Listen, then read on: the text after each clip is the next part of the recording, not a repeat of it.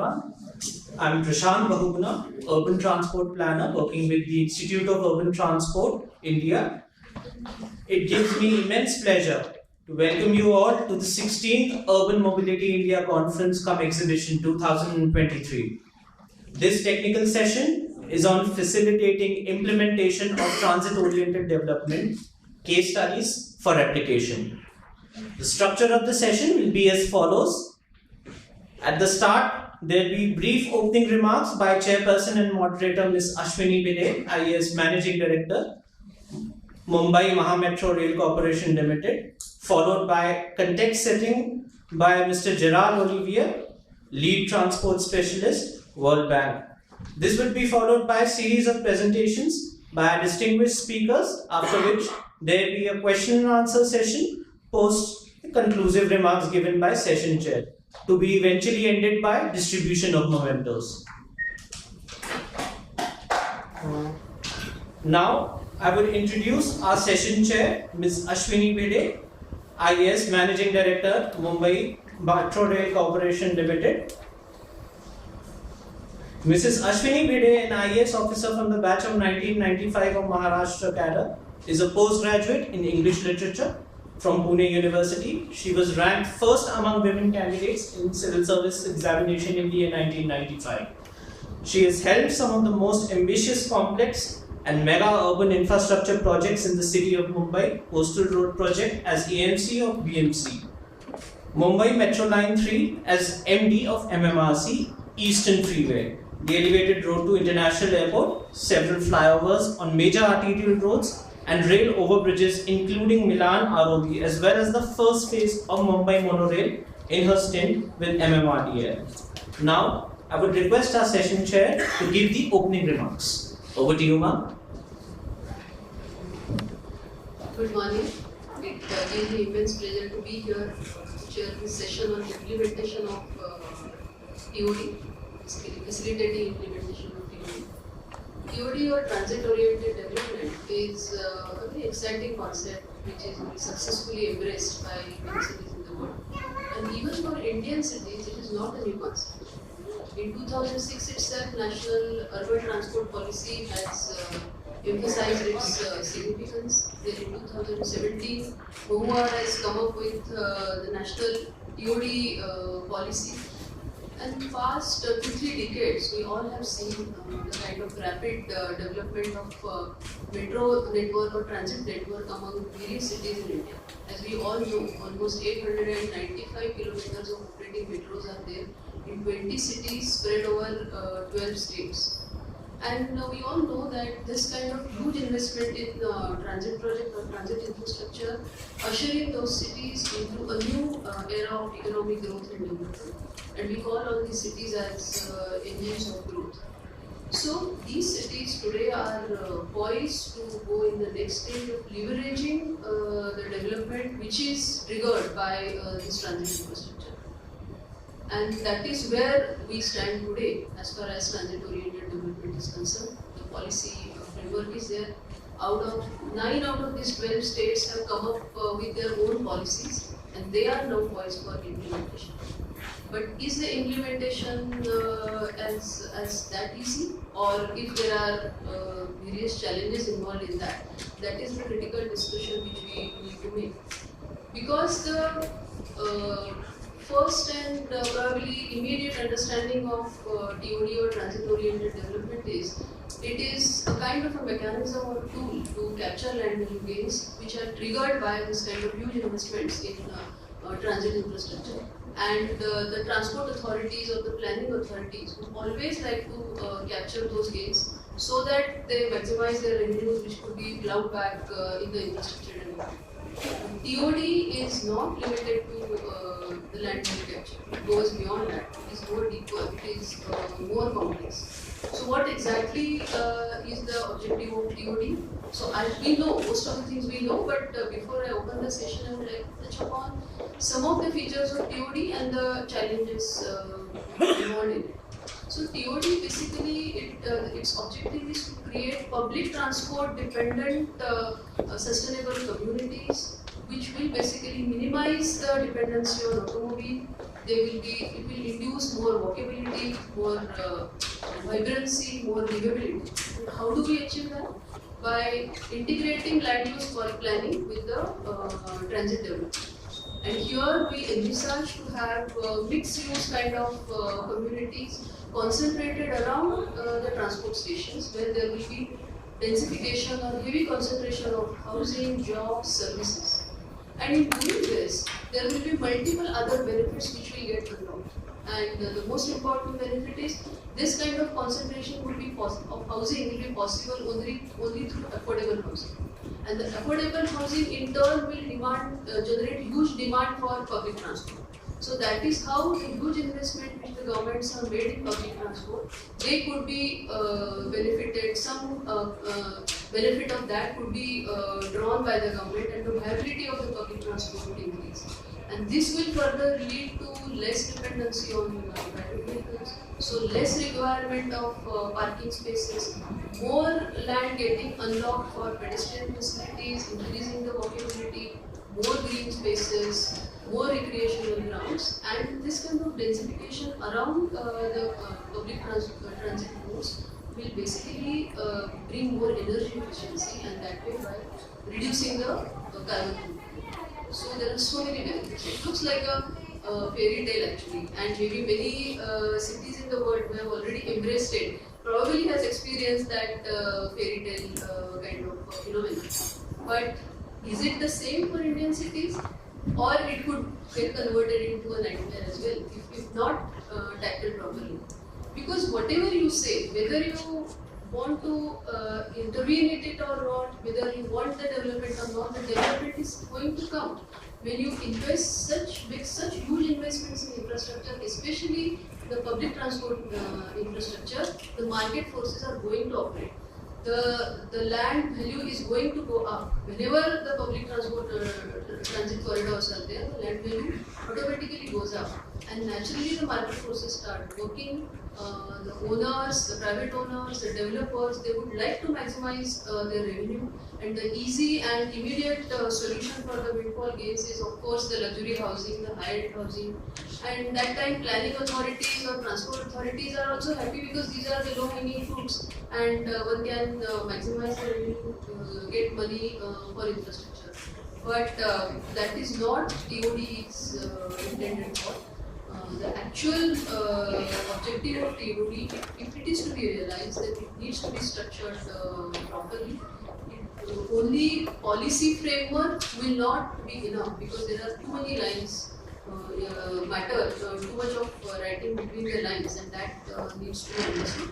And that's why I just want to touch upon some challenges. Because when this kind of development comes up, just to give you an example, Mumbai is witnessing such huge investment in infrastructure for past 10 to 15 years, and that has had its impact. The influence areas of this, where these investments have come, the land values are already skyrocketed. In Mumbai today, almost 130,000 units of high-end housing, which are that inventory is lying vacant, while the whole city is crying for affordable housing. So unless we create those tools and mechanisms to direct these new openings of investment in a particular direction, then we won't be able to control that spreads, and then it will lead to urban sprawl. So that is one thing. And then there are multiple challenges. First is of course the timing challenge, because as I said, the moment the project is announced, the land prices go up. If our policies are not in place on time, then probably some development would happen, and it would be very difficult to undo that and go to the intended direction. Then there are land challenges, because the land around this transport stations where we are expecting this kind of densification and efficiency, the land ownership is fragmented. Then there are landowners, there are tenants, there are developers, they have one particular objective. Government wants to enforce the intended land use in that area. then how to do it, because a lot of pressure groups will start operating. So whether we can negotiate that, whether we can show that kind of political and administrative will to impose those. Again, there will be the low-hanging fruit of high-end luxury housing and this kind of commercial development. So how to enforce the affordable housing part of it. And then land pooling is one way, but we don't have adequate mechanisms for land pooling. Alternative ways to incentivize it through FAR and FSI, but it has to be attractive enough for the landowners to go for TOD over the comfort of the status quo. So these issues are there in land challenges. And then of course there are infrastructure challenges, because in this kind of concentration or densification would need more infrastructure, better amenities, augmentation of the services, which would need huge investments. Third is of course the institutional challenge, because in this sphere there are multiple players. Apart from the landowner, tenants and developers, there are even multiple government agencies. The transit planning authority is different, urban planning is a separate entity. Service providers, there are multiple service providers, independent wings of urban local bodies. Then there are planning authorities, there are professional experts. So all of them will have to come together and share a common goal, because otherwise these are all diverse elements with disparate needs and aspirations. So they need to share that common goal, and it's not an easy task. We need a proper framework in place. And all this process of TOD, it's take time. It's a very long gestation period kind of process. Realization won't happen immediately. So the entire system, all the stakeholders need to have enough holding capacity, enough patience to see that, and still focus on the objectives which we want to achieve. Then comes the challenge of inclusivity, because this is an opportunity for us to have an inclusive and accessible kind of development, really create the kind of urban spaces which are livable, which are vibrant, which are sustainable. And if we lose that bus, then we won't be able to recover that loss. And that is why the inclusivity aspect is really important. The other benefits of the TOD, which are intended benefits, if they have to be really realized, then your policies will have to be, and implementation strategies will have to be inclusive. The last but not the least and the most important challenge, of course, the finance. How to fund, how to finance these TODs, because the land value gains will come over a period of time, but you will need a lot of upfront kind of investment. So from where the money would come, whether there is any scope for involvement of private sector, whether there is a scope for public-private partnership, and if it is there, then you have to have transparent policies to make it possible. And one last thing is, there is no one fit solution for all, because each city is at a different level of development. They have some of the cities, especially the tier 2 cities, probably the densification, that much densification is not there. But cities like Mumbai is already struggling with their legacy issues, their organic development which has happened. And so how to negotiate all these things will be an issue. So these are some of the challenges which I wanted to mention. But we have here a very extinguished panel. Almost 9 people are going to speak, and some of them are going to have presentation, and they come from diverse backgrounds with very rich experience. There is a judicious mix of practitioners, experts, consulting experts, funders. So all of them come with a lot of experience. They have their own case studies which they will present.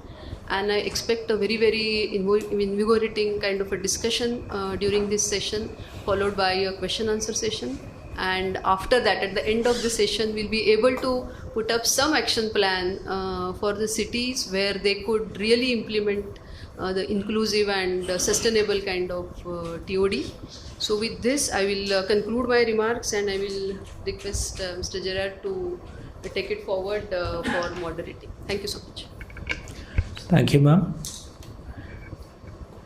I would now introduce Mr. Gerald Olivier, Lead Transport Specialist for the World Bank in India. He focuses on developing solutions to enhance urban mobility, unlock markets for electric mobility, achieve sustainable economic integration through multimodal transport, and achieve safer transport to better serve the needs of India. Prior to India, he was cluster leader in Singapore World Bank Hub and led the World Bank Community of Practice on transit-oriented development. From 2010 to June 2018, he supported the development of metro lines and high-speed rail lines in China as team leader for several World Bank projects. From 1995 to 2010, he focused on World Bank trade and transport projects in Europe and Central Asia. He's a civil engineer and a chartered financial analyst as well. Shri Gerard Olivier, over to you, sir. Thank you very much, and let me start by thanking Ma'am for framing really very well the challenges associated with TOD. I thought it was spot on from what we are seeing also and witnessing on the ground. Let me welcome all the panelists. I mean, it's a really packed panel, and we are going to have to be very strict on time, but it's a fantastic panel as well, very diverse, with global and domestic experience. So thank you very much for making the time to join us. Thanks for all of you also to participate in the conversation today and beyond the session today. So let me start by sharing a few slides to set the context on not trying to cover everything about TOD, but trying to connect to making the fairy tale happen, right? There is no question from the conversation we had yesterday on compact cities that the time is now to think about how the cities are going to be shaped across India and how to do that in ways that maximizes the efficiency, quality, the livelihood associated with those developments. And TOD will play a very, very big role in any city of significant size. But when looking at TOD across cities and having conversation, I found quite often that it gets narrowed down, unfortunately, to only 3 topics. And you may correct me if I'm wrong, but all the time it's like, oh, let's increase the density near the station, right? So big buildings, a lot of construction around it, FAR, FSI. The other one is, oh, I have a plot of land next to the station, let's develop that plot of land, and that will be TOD. The third one is, let's capture as much value as we can, because this is really what the city coffers really need, or the metro company need to finance their development.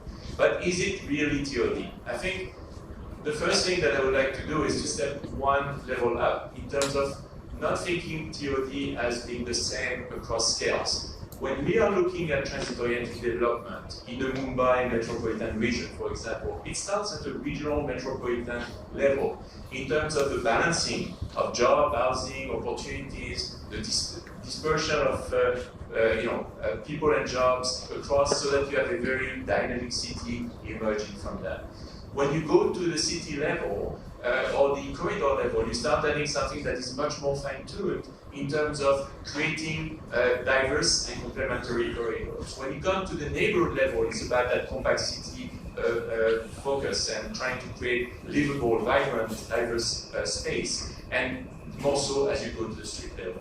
Now, when you take the elements of TODs, they can really be covered into 12 different discrete topics. Of course, you have transit, and transit is the backbone. It's the well-integrated transit system at a metropolitan level that connects jobs and people primarily. You have a multimodal integration so that metro works with buses, as we heard from the inaugural. You have complete street where everybody can walk easily and safely across. You have traffic management in terms of balancing the needs of individual cars versus the majority of people using public transport and non-motorized transport. That's the T of TOD.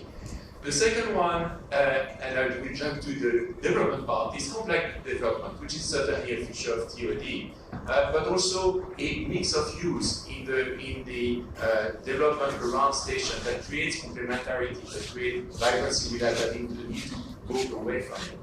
A level of diversity in the level of income of people located there, as well as integration of the informal that currently exists to the formal so that you create the space. And last is the central column, which is the quality of the space.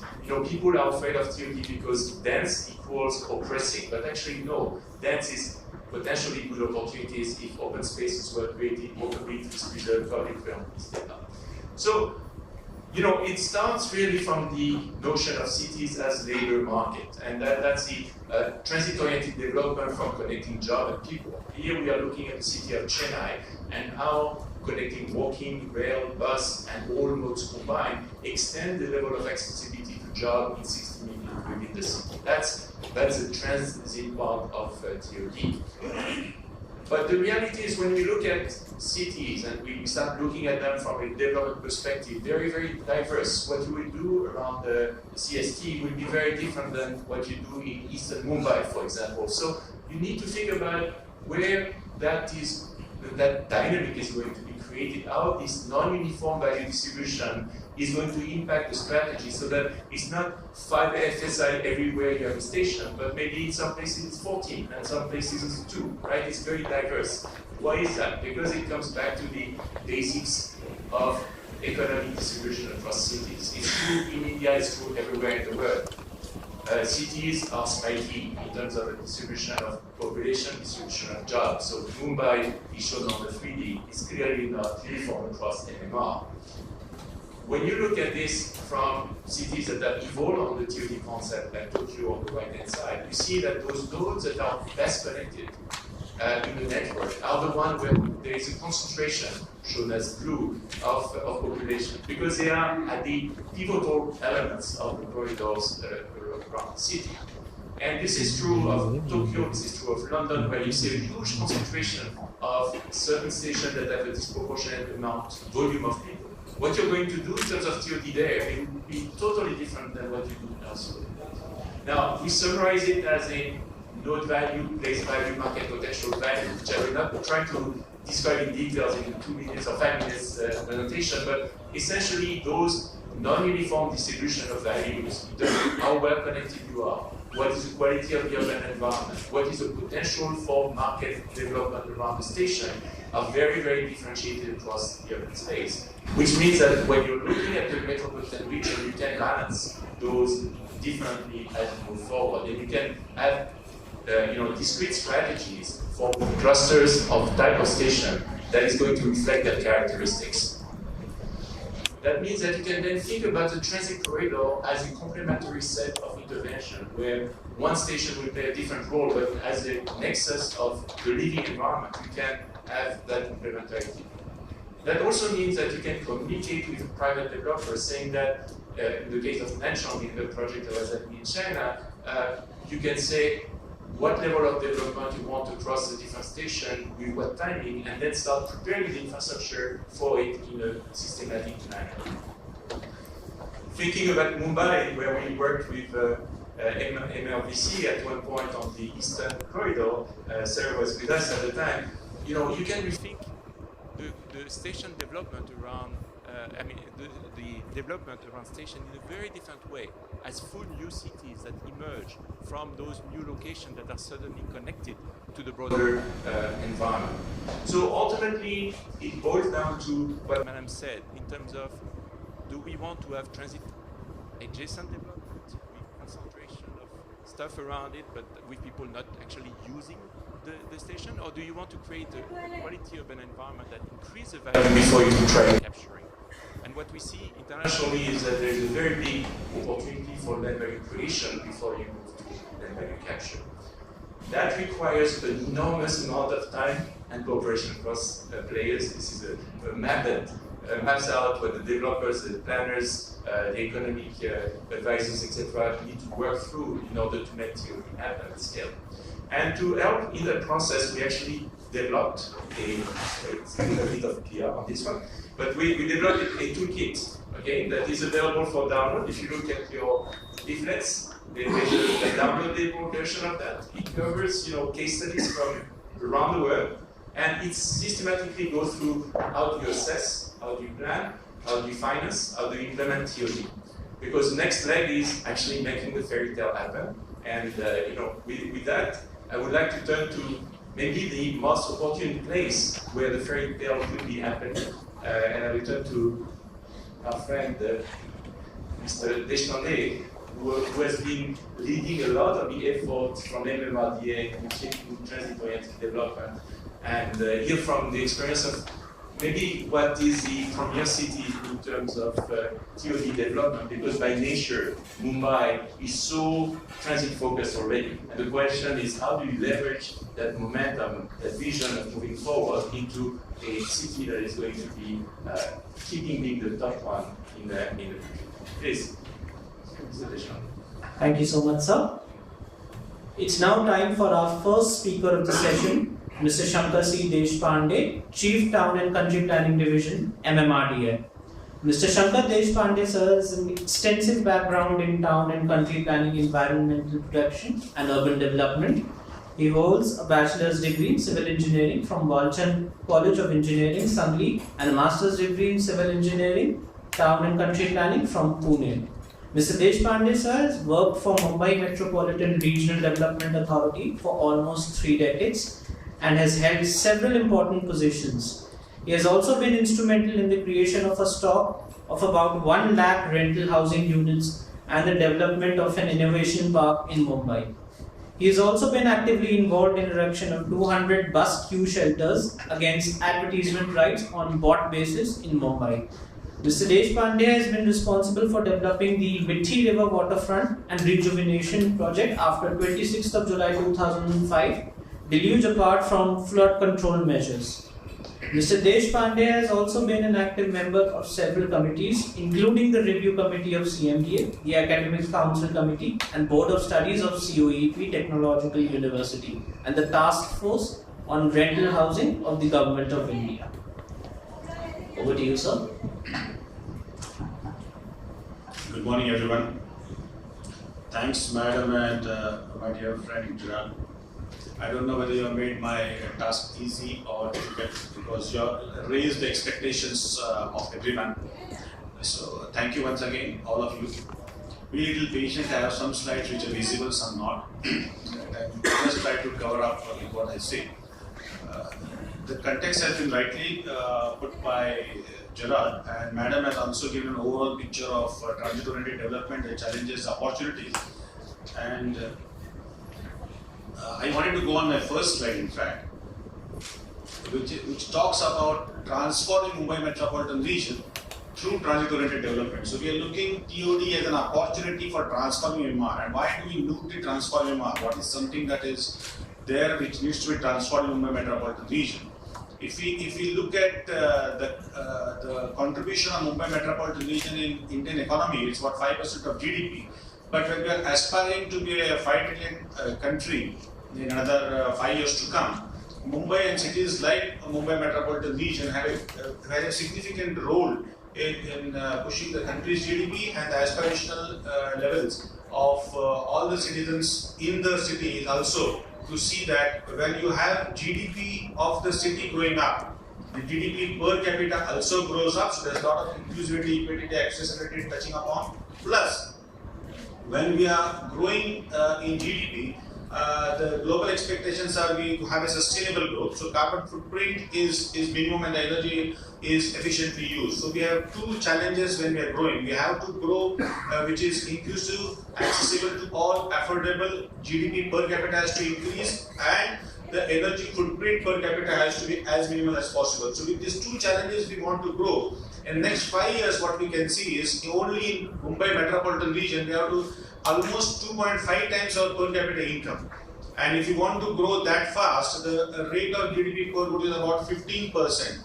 And how do you want to achieve that kind of growth sustainable for almost 5 to 10 years to keep Mumbai metropolitan region ahead of all and then be actually the leading economic urban agglomeration of India? That's the context we're talking about. And then the MMRDA Act actually provides us with a vision saying that MMRDA aims to develop MMR as a destination for economic activity by promoting infrastructure development and improving the quality of life. So it's not only providing infrastructure, which we are doing now, and Madam has told it about 1.5 lakh crores project only by MMRDA together with Madam's project is happening there. All other organizations are put together, about 2 lakh crores of infrastructure is happening in the next 3 to 4 years. But with that, are we actually improving the quality of life? And is TOD somewhere going to be as a catalyst to do that? And the Act provides for it. So the responsibility of MR is to go beyond only providing infrastructure And as General rightly said, if you see about what has happened in the last 50 years, we have almost seen the build form, the red form. Actually, the densities have grown around the suburban stations. So we are traditionally a public transport oriented city or a region. But then we found that it's not only enough to have transport network, though we have comprehensive transport study well done. We thought that there is something missing in between providing transport and providing land use. And then in this room we thought that a transport planner on one side and an urban planner on one side and an administrator at the center, when they sit together, TOD could then be an opportunity which could be converted to a reality. And it doesn't remain a fairy tale, it actually converts into an opportunity which can be transformed, and a region like Mumbai can get benefits of it. Navi Mumbai was conceptualized in the first regional plan, then Bandra Kurla complex and the new growth centers. If you see these blue things, they are all about job centers. And then we learned from Gerald's slide that globally, if you see, the job centers generates the demand for travel. The demand for travel then augments into crowding or overcrowding, over-densification, and then public transport comes into picture. But then are we distributing our densities around that, and are we linear or are we geometric around that, or are we progressive in that, covered with the financial thing? That's some of the slides which I cover up. This again talks about the philosophy of transformation of Mumbai metropolitan region. Initially, we had all the job markets in the south. Then we had a Bandra Kurla complex and Navi Mumbai. But what is Mumbai 3.0? In the next 10 to 15 years of land use planning along with the transportation network, if we see, we are shifting on the right hand side. If we see here, we are having more and more job opportunities getting created. So instead of people coming to the jobs, can we take jobs towards the people where they are staying and densify those areas? If you can also see that we are predominantly using suburban train and bus transport as public transport, where the share was about 75-80% or more. Slowly people thought that the trains are getting crowded and they are unsafe to travel, so the cars came in. And then we saw the roads are insufficient, so we had some programs of road improvement, and then we also thought of increasing the densities of the suburban trains, the frequencies of that, the length of the suburban platforms will increase, but still we thought that people are not able to have a comfortable and delightful travel. So then we thought of having metro, and then we talk about non-motorized transport, but madam talked about walkable cities and cyclable cities. Whether we can embrace this concept and move forward, and that's the transformation. If you can see these 3 or 4 arrows, that is the direction in which Mumbai is going to grow. And Gerald, thank you very much for giving me this good word, emerging centralities. This is something from your 3D book which I have seen. So this talks about actually the nodes, if you can see in different colors, where there are the points around the multimodal corridors and around the big railway corridors and metro network, where there will be job centers. So if you see these purple spots and arrows, this is the direction in which Mumbai metropolitan region is going to now further develop, and the concentration is going to happen. That's the regional strategy for polycentric growth. What we are trying to do is unprecedented size, scale and speed. If you can see about 14 metro lines which are being planned and implemented. If you can see the figures, about 50 kilometers is operational already. Another, I think, madam, 20 kilometers getting operational very soon. In about 3 to 4 months, trials will start and very soon will be operational. About 150 kilometers already under construction. And we have an aim of about completing 337 kilometers of metro, which will be again expanded to 400 kilometers, 14 lines. And if you see on the right hand side, on this, you can see this entire pattern of the red, all these things are growing up. So we in fact are growing towards the metropolitan region on the eastern side much more, with a daily ridership about 13 million, which is equivalent to suburban trains and more than that. Initially we only had this connectivity of north-south suburban train, and one train used to go up to Kazat area, but now we are having parallel connections of metro line, plus we are having underground metro connectivity, plus we are extending these areas, and with 2 international airports and 2 ports and growing areas on the right hand side. With new city, with CIDCO and MRDA, we find there is a huge potential for transit-oriented development. This is the map on the left-hand side, which looks about 337 kilometers, and what happens if we develop all these circles as transit-oriented development. They don't look unique. Why? Because they are already dense. Some are in greenfield, some are in what we can say brownfield. But if you see the figures below, out of the total area, even if you catch a 500 meter circle, and I am doing a study about whether 500 is good in India or 750 or 400 and why 500, that study is going, I am going to explain the slide later. 10% of the total MMR is now under TOD area, or if you consider the developable area, it's only about 20%. But that's not the exact thing what I want to say. If you see the map and then you see this one, about 486 public transport stations are coming up with suburban train, metro rail, monorail, and high speed. So I'm working with JICA on this development about station area development. What they call is TOD. They call it station area development. Working with Japanese people. That's the 4 stations of bullet train. We are working with them. 163 suburban stations which Mumbai is used to develop around those areas. 302, about 300 metro stations coming up, both underground elevated, and monorails we have 17 of stations. So total about 486. Just see 500 stations coming up in Mumbai metropolitan area, about 5,000 square kilometers. What will exactly happen after all this is that the public transport share will increase, the ridership will increase, and the road congestion will go down with all the benefits of greenfield, benefits whatever written back. But I think there's some slide missing. Okay. Push the button twice. This is what we talk about land value capture. Is theory about land value capture, but when I studied one case of about 1800 square meter of Andheri for the last 20 years, and I want to happily tell you that this was when the line 1 was started, this was when line 1 was completed, and this is the trend analysis which normally was in the earlier 10 years. This is what the trend which would have been happened. But this is the land value capture which has happened only because of metro. And for 1800 square meter, actual study shows us a gap about 20 crores. So in 2022, if you are only talking about land value capture of one plot of 1800 square meter Andheri, and I am studying for all the lines, all the stations. I have a data of about last 20 years of Mumbai metropolitan region. So what is before, what is after is all being studied. I have only given one example to just strengthen the philosophy of land value capture happening around metro stations and the benefits coming only for financing. So when we talk about when is the finance going to come for TOD, when Madam also raised this question, initial financing and then perpetual financing. So if we have initial seed capital which comes about, then it is a self-generating over a period of time. That's what I wanted to show you this slide.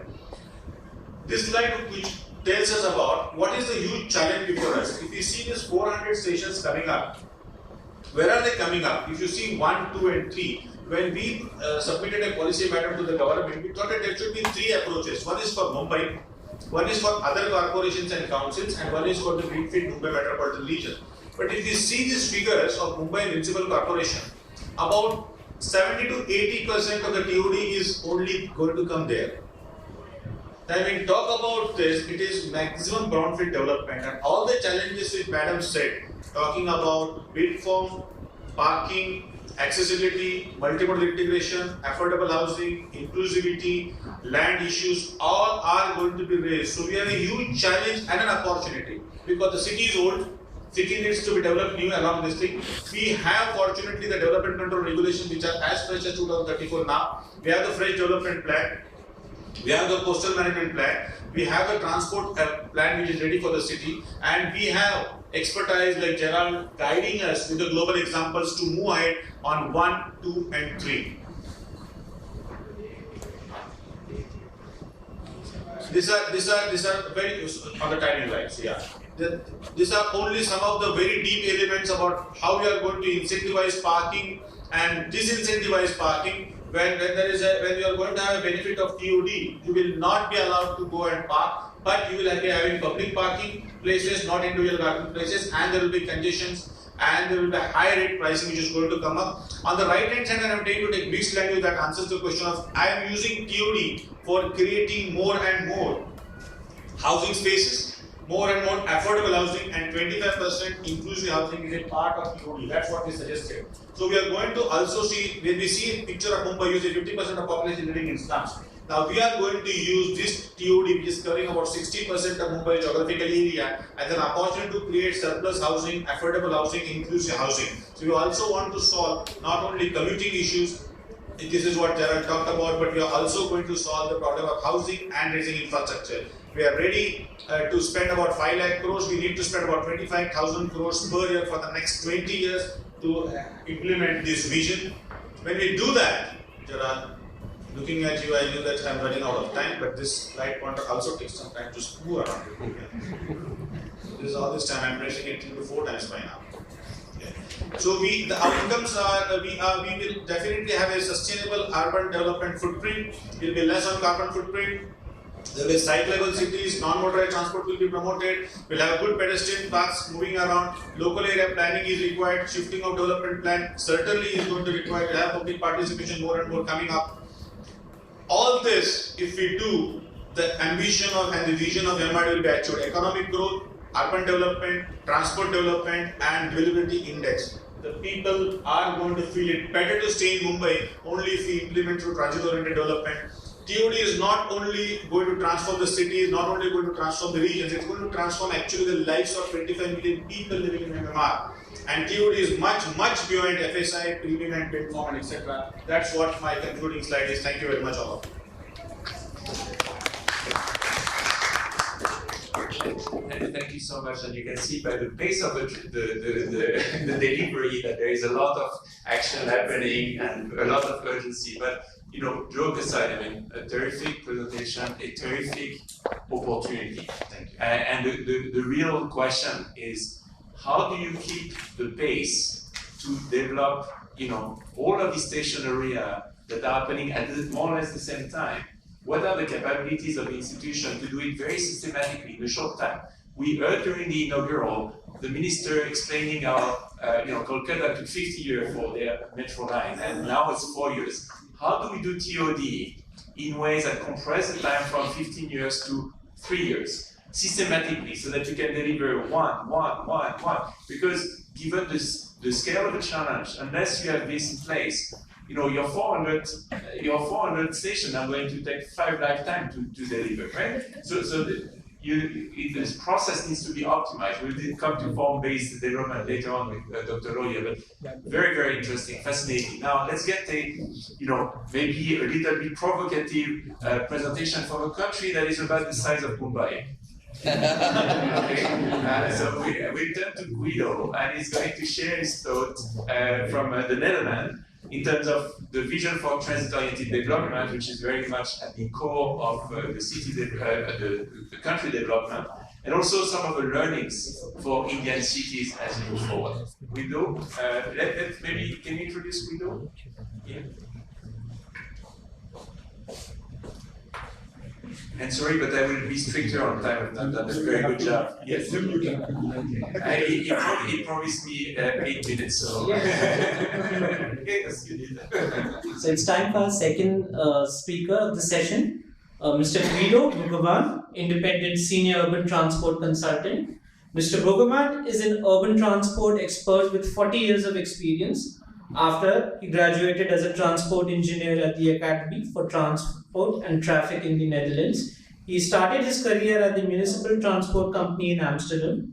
In 2000, he joined the European Bank of Reconstruction and Development (EBRD) in London as an urban transport specialist and was involved in many transport projects in Eastern Europe and former Soviet Union. Since 2007, he is acting as an independent advisor on the organization, regulation, planning, and operation of public transport. As an international expert, he has also worked in over 30 countries worldwide. Over to you, sir.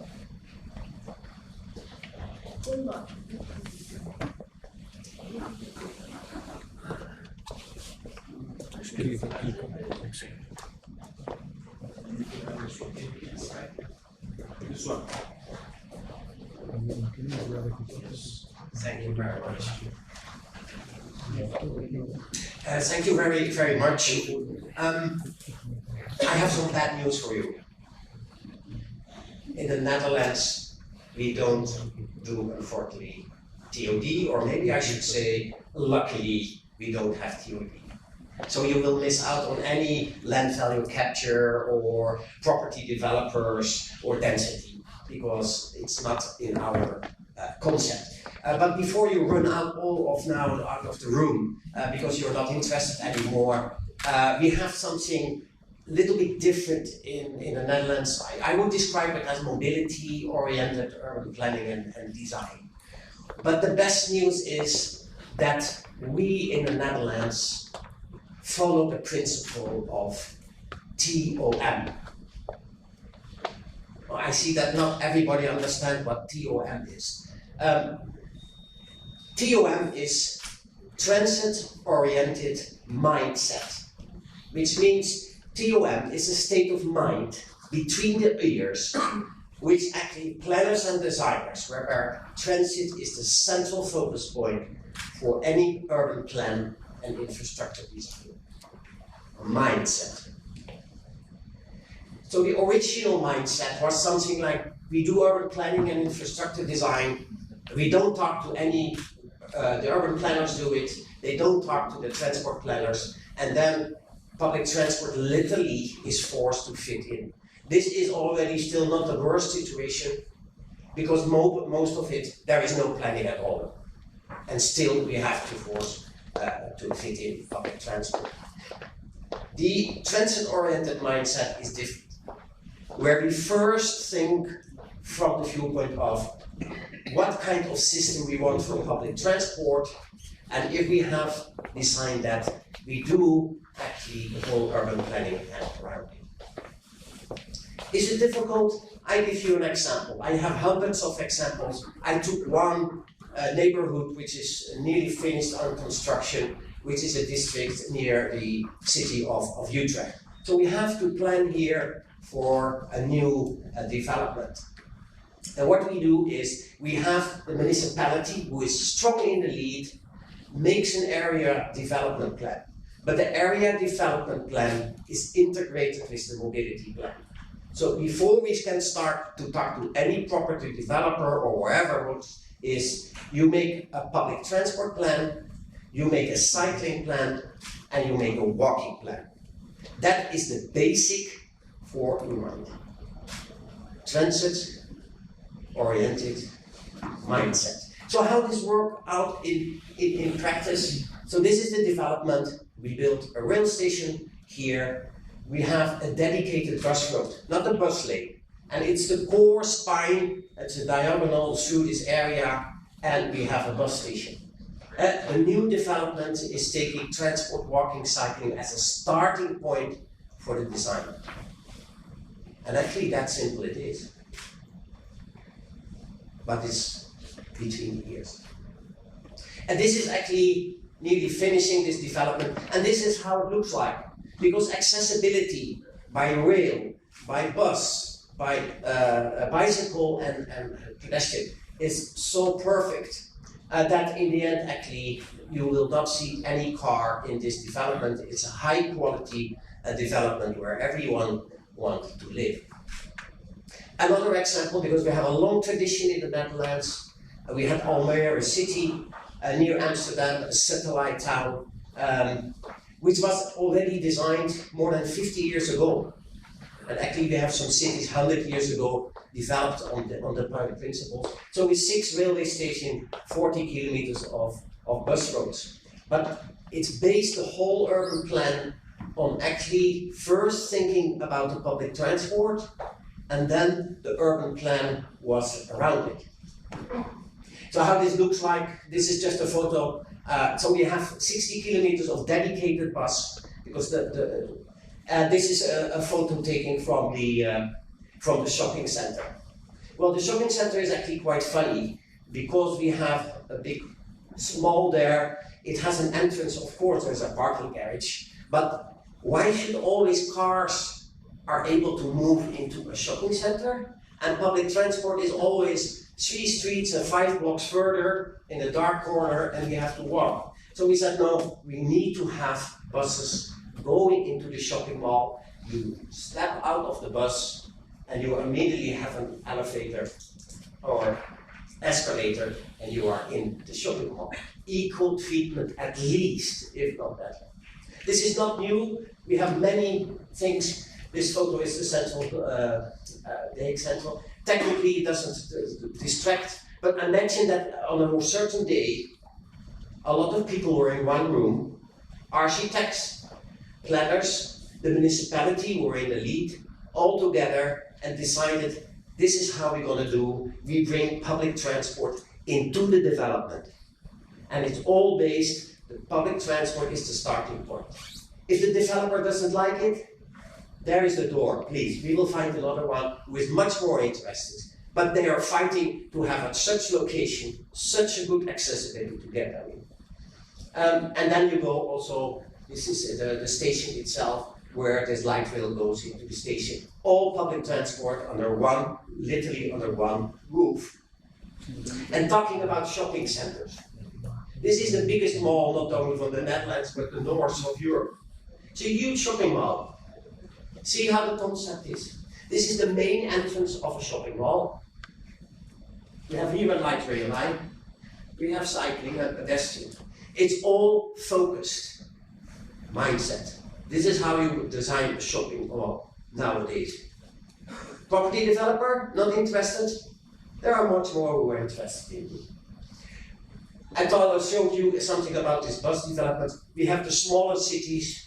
Here you have Houten, 2 railway stations, and you see all in red that are cycling network. So the whole city is designed at people in Holland like cycling, they go by bicycle to stations, but in this city 60% of all passengers using rail go by bicycle to the station. Again, mindset, a city designed around a certain mobility concept. And this is how stations look like, where you have a perfect access for walking and cycling. And of course, because we are cycling, I should show you also, we pay a lot of attention at every station to have integrated bicycle parking.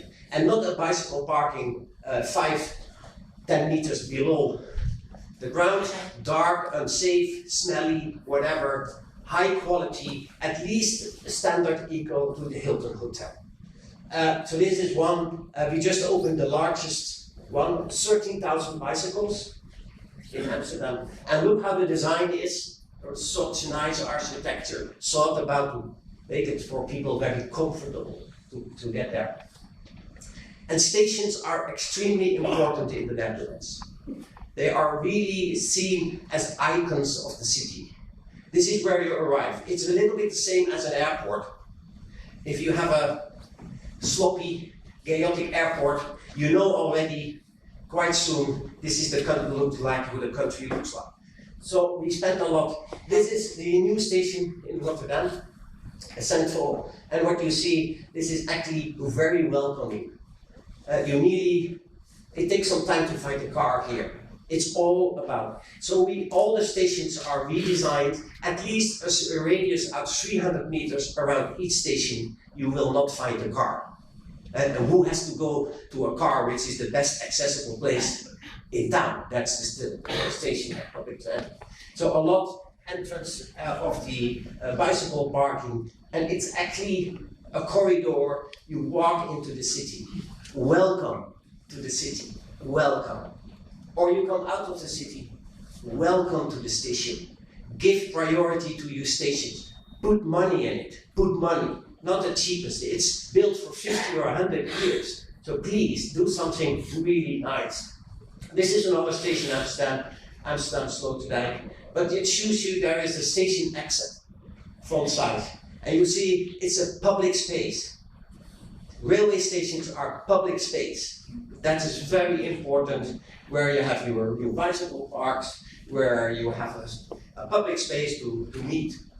Where is public transport? It's on the other side, of course, of the railway station. We see here a metro, there is a railway station, we see a bus station, we see tram, we see pedestrians, everything together. And that means transit-oriented mindset. It's between your ears. It's not such a difficult concept. So what are success factors in the Netherlands? Luckily, we have a strong culture and tradition about urban planning and quality and design quality. Municipalities have a strong vision, power, and leadership. That's probably the most important one in the Netherlands. Municipalities determine. They make the area development plan, mobility plan, and if that's finished, probably they will invite property developers to say this is, and they get all a design brief. A design brief exactly what is allowed, what they can do. They are told no parking in your buildings, no parking in front of your buildings. If you don't like it, for you there are 10 others. But the municipality is leading. Of course, supported by a legal framework, there is cooperation, because TOD is also about cooperation and shareholders who understand. It's my last slide. And there are many, that helps a lot in the Netherlands, a lot of financing options available. Of course, we have the mobility infrastructure integrated, road, public transport, NMT, and my last message is stations are considered as key development zones in the whole urban planning concept. I hope I give you some inspiration for your mindset and takeaways. And TOD, sometimes it sounds very complicated, but there's one thing what costs you not one rupee, and that's changing your mindset. Thank you very much. Thank you so much, Guido. And I think what is interesting is, as you develop the cities of tomorrow, now is the time to get it right. You know, getting it right really requires a lot of attention to the detail, the quality of the urban space, because once it's built, it's difficult to retrofit. We all know that. It's much easier to do it right from the get-go. So as you look at it from a city perspective, trying to develop, you know, getting it right means paying attention to all of these aspects, whether you call it TON or TOD, at the scale that matters for people, because that's what will give the liveliness, the competitiveness of cities. So let's turn to two discussants now. We have a country director for AFD India, Liz Broy, and we also have from Seth University, Professor Jignesh Mehta, who will share their perspective on, you know, implementing TOD. I mean, in the context of AFD, a lot of support to metro projects in India. Certainly a very strong interest to see this integrated transport and land use happen. So tell us your reflection on that, please. Thank you very much, Gerard, and thanks for giving me the opportunity to share our experience across the world and in India on TOD. Everyone wants to do TOD. Now, how does that happen in the field or not? I will start with the experiences that we have across the world. And the TOD, I think we have two main approaches, if I want to simplify, and it's much more complicated as you just mentioned, but we have either the corridor approach, what we call in French façade à façade or complete street here, as a transport project manager. And this is particularly true for the at-grade modes, whether this is BRT or tramway or sometimes the metro. And we have the node approach, whereby you're trying to put a number of new urban amenities, whether this is a shopping mall, a library, or a university along the corridor, to both as new generators of mobility. And this comes, of course, along this overarching goal of having compact cities, livable cities. In France, we say the 15 minutes walk cities. That was one of the motto of the Paris mayor. And with two sub-objectives, which are to enhance public transport attractiveness and ridership, we'll never forget this, and also to generate, of course, additional revenue from the non-fare box. So, as part of the AFD project financed by AFD, the most successful, maybe the easiest, was on this first approach, the corridor approach. And I would like to mention here some very successful projects that we did finance in Morocco. These are tramway in Casablanca and Rabat. These are at-grade modes. They are not segregated, they are just embedded in the public space. And the works that we finance under the tramway and done by the implementing agency not only were on the platform and the tracks, but also they encompass the whole corridor, including, for instance, they have completely redesigned a public space, a public square, with very high quality standards, including having quality street lighting along the whole corridor, including sidewalks along the whole corridor, and not only around the stations. And one of the results of the ex post evaluation that we've been doing on that project is that it was as much an urban development project than a mobility project. And it's basically, in fact, the French model of the tramway in secondary cities that have been used to boost urban development as a starting point. The same applies for another completely different continent, different style of cities, but I would like to mention it as well, which is the BRT in Peshawar, Pakistan, where the same complete street approach is being developed. But this city doesn't look at all like the Moroccan or French city. It's more like this BRT along a very large corridor, but again, there was a lot of emphasis on building sidewalks, shade, just putting green as well, to make it walkable, bicycle lanes along the whole corridor, just trying to bring a corridor that, as a corridor, would bring not only mobility but a quality urban space. And lastly, regarding this, maybe as you mentioned, Netherlands, there has been, in France, we've been talking about this land capture, but never managing to do it for 20 years. And starting now to manage it over something, for instance, RATP, which is a bus operator in Paris, has been building a whole building above the bus depot. And in this building, they put housing, they put offices, they put services like schools or some children garden. And that's quite successful in terms of money making, in fact. And SNCF is now doing the same with a lot of, on the bigger stations in Paris. Now coming, maybe for your more interesting for you, to our experience in India. We've been working in India for now 15 years. Financing metro in 6 cities, starting with Bangalore, Kochi, then Nagpur and Pune in Maharashtra with Mahametro, and Surat, Ahmedabad with GMRC, Gujarat Metro Company. And of course, everyone is trying to put TOD in this, but how can we, what has worked, what has not worked, and we have successful experience on this. So I would like to mention here maybe 2 projects. The first one is Kochi. Because Kochi Metro has been developing a really interesting non-motorized approach around the stations, and there was some specific amount of money dedicated for this in close cooperation with Kochi Municipal Corporation, with sidewalks, with bicycle lanes, of course, rickshaw, etc. Parking was planned. And so that was interesting. In addition to this, we've been financing some studies on how to redesign a square about it. But there was also some limitation, and we're here also to see how to overcome that limitations. One of this limitation is that this was limited to a circle around the stations, because this were the competences of KMRL, and that was stopping at a point. And as you note here, as transport planner or urban planners, that or just as a user of a bike, that if you do a bike lane and you just stop, it's just useless. And so again, this has to be done not only around the station, but as a corridor approach and as a network approach along the city.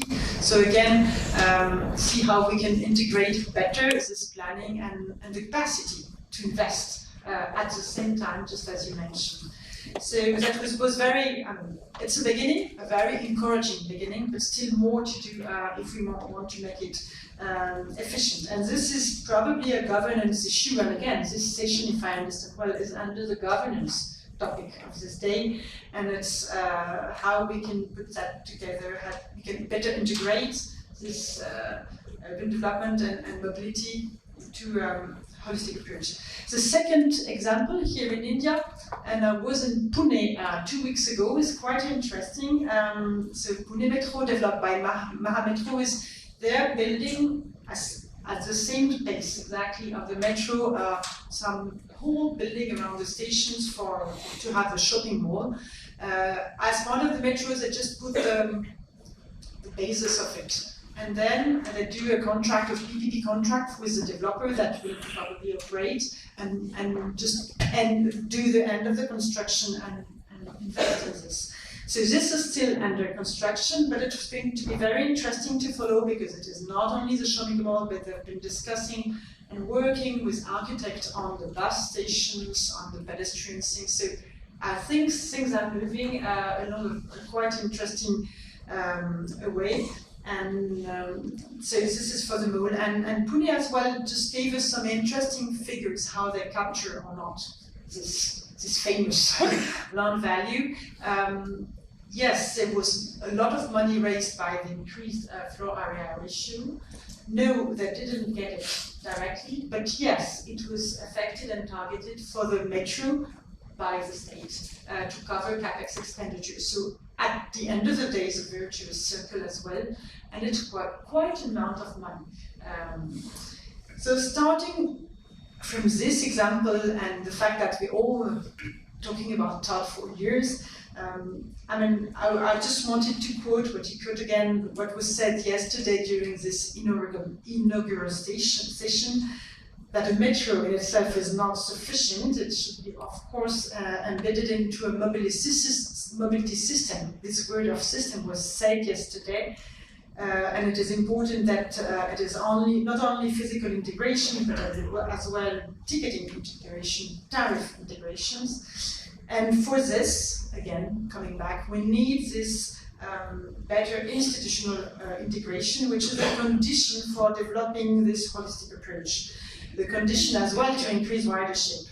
And we need to wrap. Yes. So this, thanks again. This is one of the conclusions of an evaluation that we've been making on the metro that will be prepared. Thank you very much, Lisa. And what is striking to me is that notion of network, which came from Guido's also perspective. Ultimately, it's a set of interlinked network, and I would argue there is also the utility network that comes under that needs to support the density that needs to be thought through beyond mobility aspects. So thanks a lot for those examples. Let's hear from Professor Mehta. He has reviewed the state of TOD implementation. So if you can contain it to 5 minutes, please. But share with us that experience and also what you have done in Ahmedabad that may be relevant for other cities. Thanks. Thank you. May I have a remote, please? I can throw, but I need that to be cricket players. Thank you so much.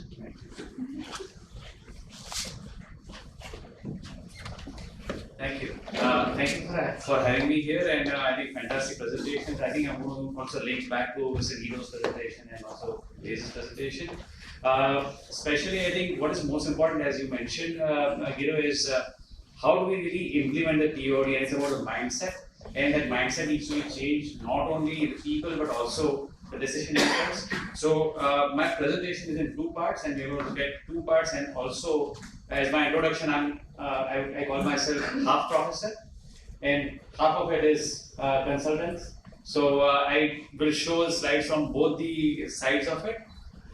So first, as we are talking about the overview of TOD implementation in India, and here let me just show you some of the maps. So as we all know, there are 15 cities which has already operational metro systems. Also, there are 7 more cities where metro systems are under construction. 3 more are approved, and there are also 4 more proposed. So there's a lot of metro systems coming in different cities. Multiple lines and more than almost 855 kilometers of length. Now, what we did, and this is a research that is ongoing, what we did was we looked at how many of the cities has TOD policies in place and at what all levels. So we are talking about 5 different levels, and that's what this all the columns suggest. So first is at state level, how many of those cities have TOD policy at state level? The next one is the development authority level. So some of them have TOD policies in place at development authority level. Then the next one is how many of the DP or master plans have TOD identified and delineated in those master plans. The next one is the TOD specific regulations. How many of the cities have TOD specific regulations? And how many of them have micro level planning in place? So if you just go one by one, state level TOD. Now this is where you see the map, and you can see all the cities that you have metros for. The green ones are where you have a TOD policy at state level in place. interestingly, out of that, only one state has actual metro there. The other states do not have metro, but they have TOD policy in place. And there is one more state where draft TOD policy is in place, that is MP, but they are still building the metro. So that's the kind of level that we are talking about. The next one, when we are talking about urban area level and the TOD policy at urban area level. Now this is where we have DDA TOD policy in place. We have Bangalore recently, they have approved the TOD policy. Guwahati is working with the TOD policy, they have a draft TOD policy, but they don't have metro, and I don't think it is in the construction as well. So that's the next level. Then you look at the third level, where you see the DP or the master plan, how many of them have actually delineated, partially delineated TOD corridors. And now this is where you see Ahmedabad has partially delineated and identified metro corridors. And also Bhopal is another one that has specifically identified the TOD corridors, but it is still at a draft stage. And then Kochi has recently approved the plan, sanctioned the plan, which has clearly delineated TOD corridors. So these are the cities where you have it at the in the DP. The next level is where the regulations, and this is where we need to also understand the difference between spatial TOD versus the regulation TOD. Some of the cities are only looking at regulations, saying that all the development within 500 meters must have this and that, and they are not really clearly delineating the TOD. So now these are the ones where Ahmedabad has spatial as well as the regulations. Nagpur doesn't have spatial marking and spatial delineation, but they have regulations. Again, Pune also has a similar case where you have the TOD regulations in place, and then you have Kochi where you have TOD regulations in place. And then the last one where actually implementing all that from master plan going down to micro level, neighborhood level, and local area plan level. And now this is where you have TOD at local area plan level in Ahmedabad in place. Also the RRTS and the systems around RRTS, now they are putting ZDPs in place. But that is still under preparation. So that's the kind of overall status of TODs, what is happening where. And this is, as I mentioned, this is still a work in progress, so we keep updating this. Now the next is the TOD planning experience in Ahmedabad. And this is more about from the consulting work that we did with ODA, Ahmedabad Urban Development Authority. And in Gujarat, we have the planning system, which is two-tiered planning system. So we have development plan, which is the macro level plan, and then you have the town planning schemes and local area plan, which are the micro level plans. And I'll just quickly run through these slides. But here, if you see, this is the development plan, and development plan clearly identifies this TOD corridors. Those are the blue corridors. So it's partially delineated. Also, you have regulations for them for TOD zone, and that's how they look. So that's where you have CBD, TOD, and then all this BRTS and metro corridors with 200 meters buffer on both sides as TOD. And then you have the micro level plans where the local area plans are prepared for redevelopment areas. So areas where you need incentive-based redevelopment, that's where the local area plans are prepared. And this is where inserting new roads and new streets along these corridors is also key. So it's not only about increasing the FSI, but also when you increase the FSI, you also add new streets, pedestrian connections, plazas, etc. And that's what happens through local area plans. So the same corridors are further subdivided into small local area plans. Small local area plans are prepared. Detailed planning is done, and then the implementation takes place. And these are just some views of those plans. So you can see how the new streets gets inserted and incentive-based redevelopment, and that's when you take the street in the public domain, and you have the form-based approach, and that's where you also apply things like arcades and build-to-line regulations. So these are some of those TOD-based redevelopments that have recently happened in Ahmedabad. So this is along Ashram Road with a building with arcade. This is along the BRTS. These are the 4 new buildings that have come up. There's one more coming up. So this is the redevelopment actually happening on ground. And these are some of those further pictures. And the last one is where the greenfield TOD. Just few slides. You can see we have TPC mechanism in Gujarat. where land reconstitution happens. This is the old picture of farms there. Then on top of that, you do micro-level planning, town planning scheme there, and town planning scheme allows you to create this roads where you can accommodate metro. So that's where you see the metro coming up, and this metro is under construction at this point, and you see the whole area slowly developing. And that's where we also have PDPU and other universities. So it's a TOD node with institution in place. And I think this is my last slide. Thank you. Thank you very much, Professor Medan. I think this is where we get into, let's make it happen. Let's implement it, all the layers that are required actually to move from the policy to something that is being implemented at the macro level. So thank you for those 5 layers, very useful and certainly worthwhile learning from. So we have been discussing about the bigger picture, metropolitan level TOD. Now we are going to go to TOD at the corridor level.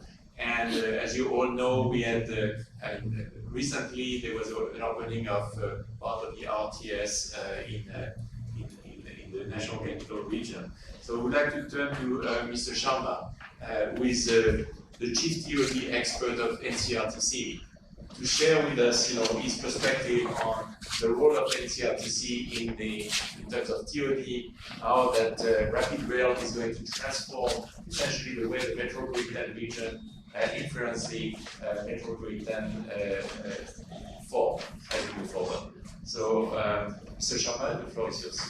Just request the speakers to stick to the timeline. Yes. Because we still have 5 more people. Good afternoon, everyone.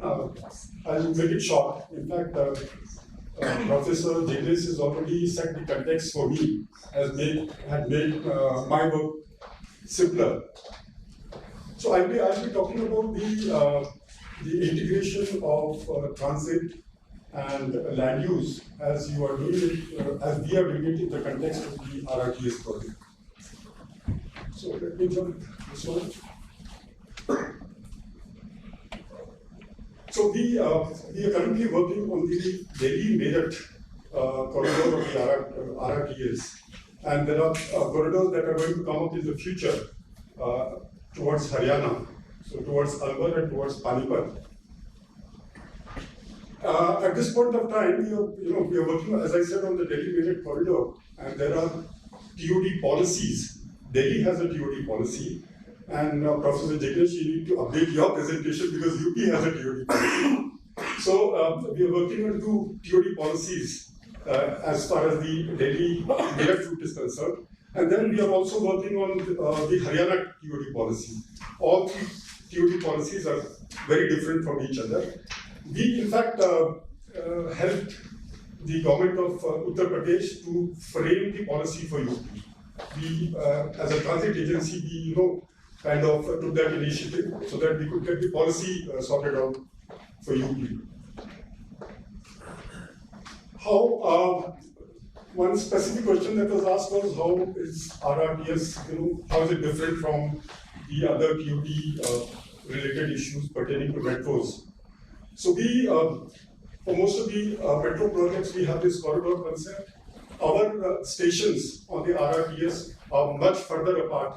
So it's not a corridor that we follow, but it's a radial area around the stations. 1.5 kilometers is what UP as well as Haryana has already approved as the TOD zone. In Delhi, there are 3 stations of the RRTS which have been notified as TOD nodes, and we are currently preparing the IZPs, the influence zone plans, at the request of DDA. So DDA has asked us to kind of lead the process of preparation of the IZPs for these 3 nodes. They being Jangpura, Sarai Kale Khan, and Anand Vihar.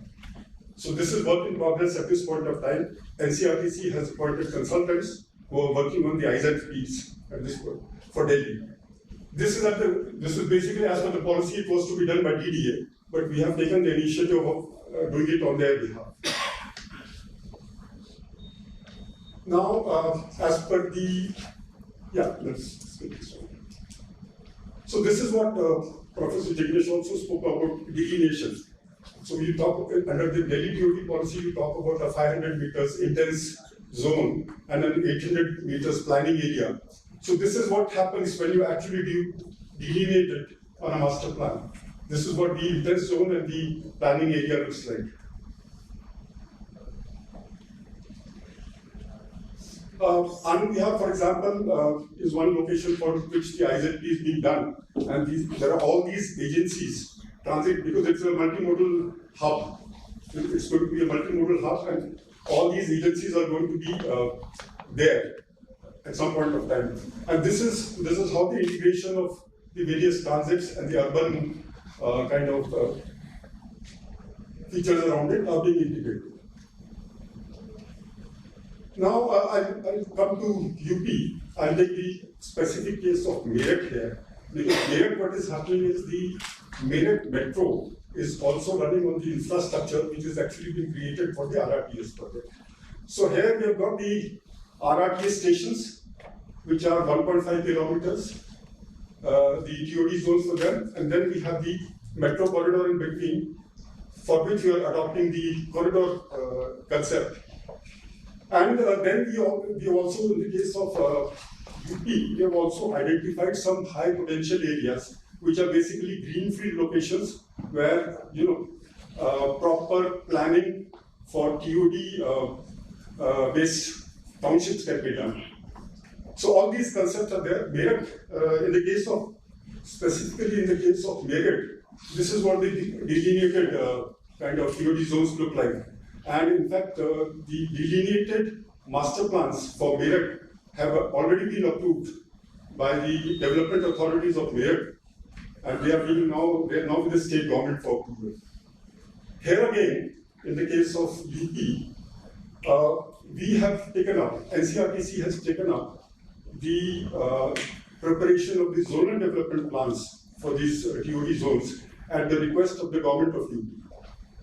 So this is again in the case of Meerut, there's a consultant who has already been appointed, and this is what we are going to do in the zonal development plan stage.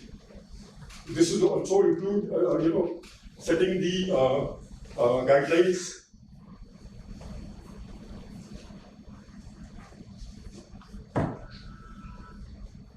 Then quickly, all this is the TOD part of it. But what we have also been working on is the value capture financing in the case of UP. And this is all as we said, we help them formulate the TOD policy, delineation of TOD zones, preparation of zonal development plans is what is going on. We got the UP Urban Development Act of 1973 amended to include the VCF instruments that I'm mentioning here. Won't go into the details. And well, this is work in progress. I think I will stop here. Thank you so much for this description, and also thank you for sharing one of the examples that is maybe one that offers the most ground for greenfield development, in particular as you go towards the southern part of the RTS, where full new cities can be developed. One thing that is quite interesting is when you look at the experience of Japan in the 60s and the development around the railway line, the new garden cities and the like, and you look at what they have done over 30 years, you see completely new cities that have been framed and created a little bit along the line of what Professor Mehta was describing. So RTS is unique in that sense because you can actually create full new cities that are going to be very well connected to the NCR, across the NCR. So thanks for the presentation. Let's now move to the experience of one of the cities that may be the symbol of TOD in a way, Hong Kong. So we'll be listening from Mr. Alok Jain, who is the CEO and MD of Trend Consult, about the experience of Hong Kong in moving forward with TOD, the policies that have supported it, how it has contributed to the rail financing as we move forward, I know that we have to be strict on time, so we have 8 minutes, please. Thank you. I'll make a bit of a detour. Okay, first of all, I'm not going to use microphone because I think I'm loud enough. Am I? Yes. Okay. And then number 2, I'm not going to stick to the script, but I'm going to stick to the time. Okay, we talked about these, you mentioned 15-minute city. I grew up in a 15-minute city 50 years ago in Delhi. I grew up in Old Delhi, walled city. How many of you have lived in walled cities in India? No? I'm very surprised. Am I too old, or you guys are too young? Okay. Old Delhi, in my days, I used to live in Lahori Gate, and I cannot remember a day when I took even a bicycle for my daily commute or daily needs. All the way up to Chandni Chowk, ISBT, Old Delhi Railway Station, New Delhi Railway Station, everything was within walking distance. That was my 15-minute city. I grew up in one. And if I ever had to take a bus, I took an electric bus 50 years ago. There was an electric bus that used to run in Chandni Chowk from Lahori Gate, Thari Baoli to Chandni Chowk. There was an electric bus that was running. It used to use lead-acid batteries. So India had done a lot of these experiments in that era. So that is to start with that, but that's not TOD, of course. Even in the context of TOD, how many of you have visited Hong Kong? What do you see? What is the image of Hong Kong? Huh? Double-decker buses. I used to run those buses. What else? Tall buildings. No space. Right? Too crowded. What if I told you that Hong Kong has more space than you can imagine? Only 30% of Hong Kong, it's a 1600 square kilometer city-state, and only 30% of land area is actually urbanized. 70% is green, country parks. It's the best urban hiking in the world. So what happens when you have packed the entire city, 7 million people in the 30% of the city? What do you need to do? You cannot go horizontal, you have to go vertical. So that's what Hong Kong did. Amount of road space. Hong Kong has one of the world's least amount of road space, and this is by design. Only 13% of urban area is actually road space. Rest is used for everything else. 13%, 1-3. What happens? We do congestion by design. Right? Who uses cars and who uses metro? Poor people use metro. Poor people use buses. Rich people use cars. Hong Kong is one of the top 10 wealthiest countries in the world, wealthiest cities in the world. In terms of millionaires, it ranks number 7 in the world. Okay, so it's not a poor country. Which city in the world has highest public transport market share? Hong Kong. 90% of daily travel, 90% of daily travel is on public transport. What makes it work? What is Hong Kong doing that others are not doing? And this is all embodied into planning. I have lived in Hong Kong for 35 years now. We never use the word TOD. Guido raised a very good point, transit-oriented mobility. Mindset, sorry. We actually use that. It's so much embedded into the character that in Hong Kong, if I turn up late in a meeting and if I say that I couldn't find a parking or the traffic was too bad, everybody laughs at me. It's a joke because you are stupid. Yes. You should have taken a train. Everybody, the ministers take a train, Fortune 500 billionaires take trains, Fortune 500 CEOs take trains. Everybody travels on public transport. And that's the, yes sir? 1 minute. Yeah, okay, I thought you were asking me a question.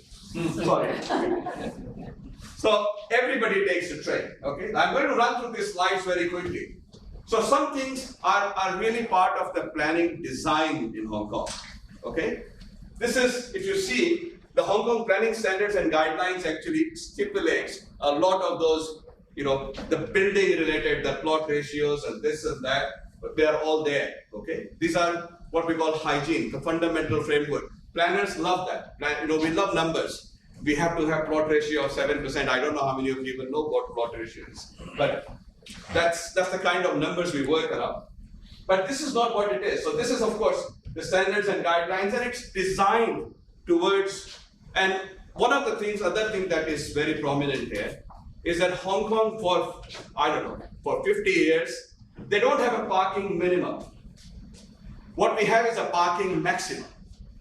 So if you are living on a station with a plot ratio 7 on top of the station, which we call R1 zone, and in the R1 zone, the maximum number of parking that you provide, maximum, is 1 per 7 flats.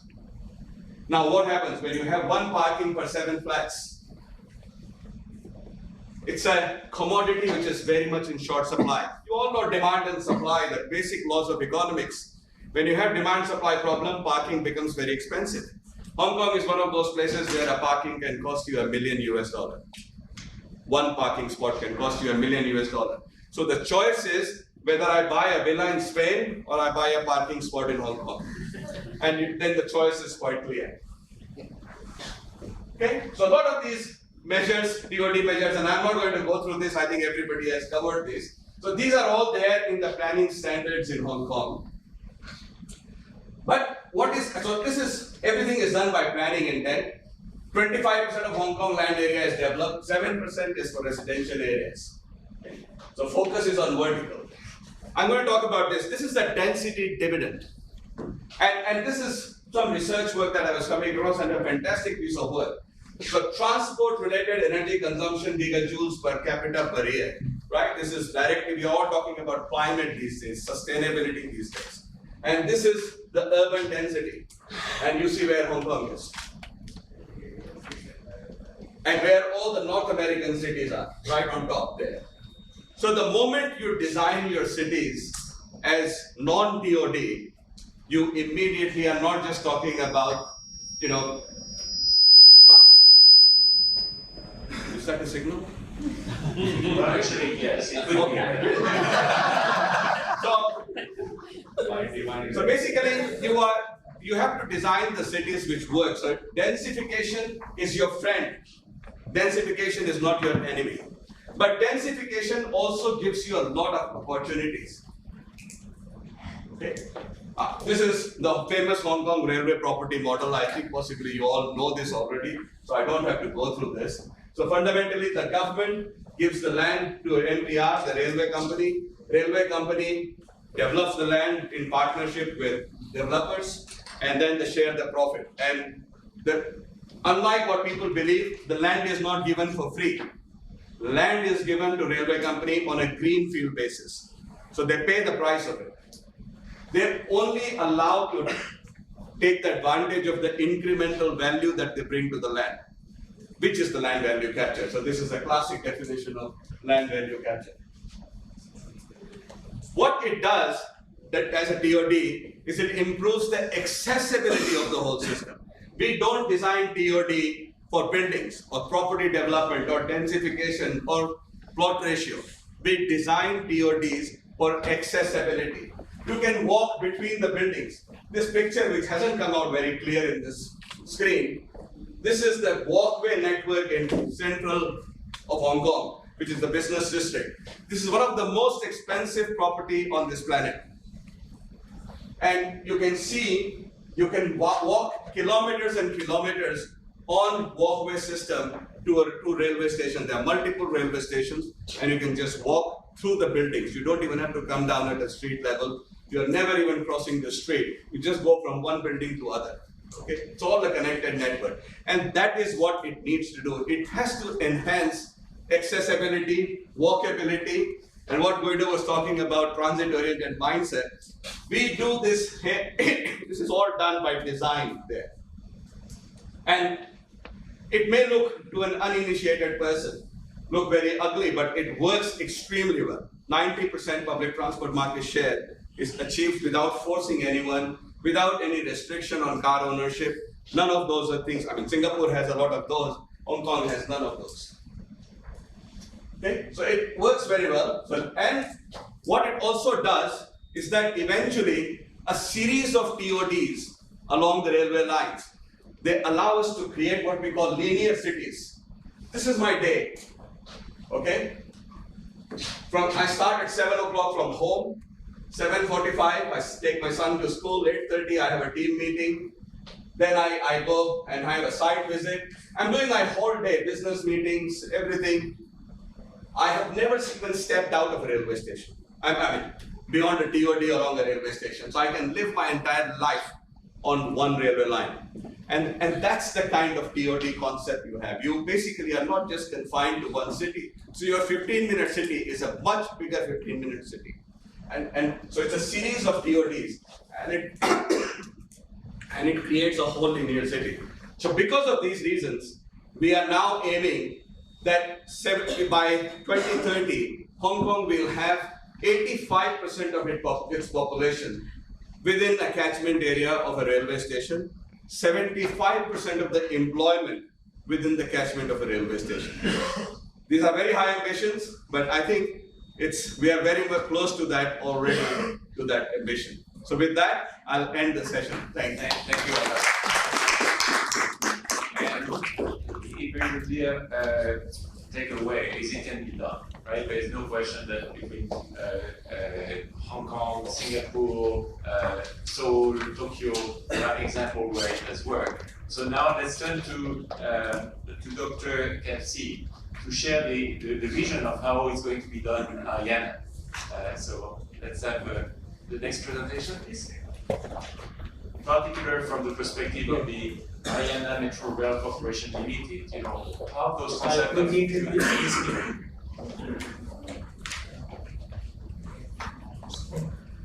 Dr. Namrata Kalsi specializes in metro rail property development, transit-oriented development, building architecture, real estate design development, master planning and infrastructure projects. She holds extensive knowledge of building bylaws, legal processes, workflows, building sanctions and completions. She has worked as Chief Architect, Haryana Metro Rapid Transit Corporation Limited, as Senior ADD GM in Delhi Metro Rail Corporation. She was responsible for architecture work like integrated metro stations and depot with property development, architecture design, fire design. As Chief Architect in NDMC, she regulated various projects in Lutyens, Delhi. Thank you.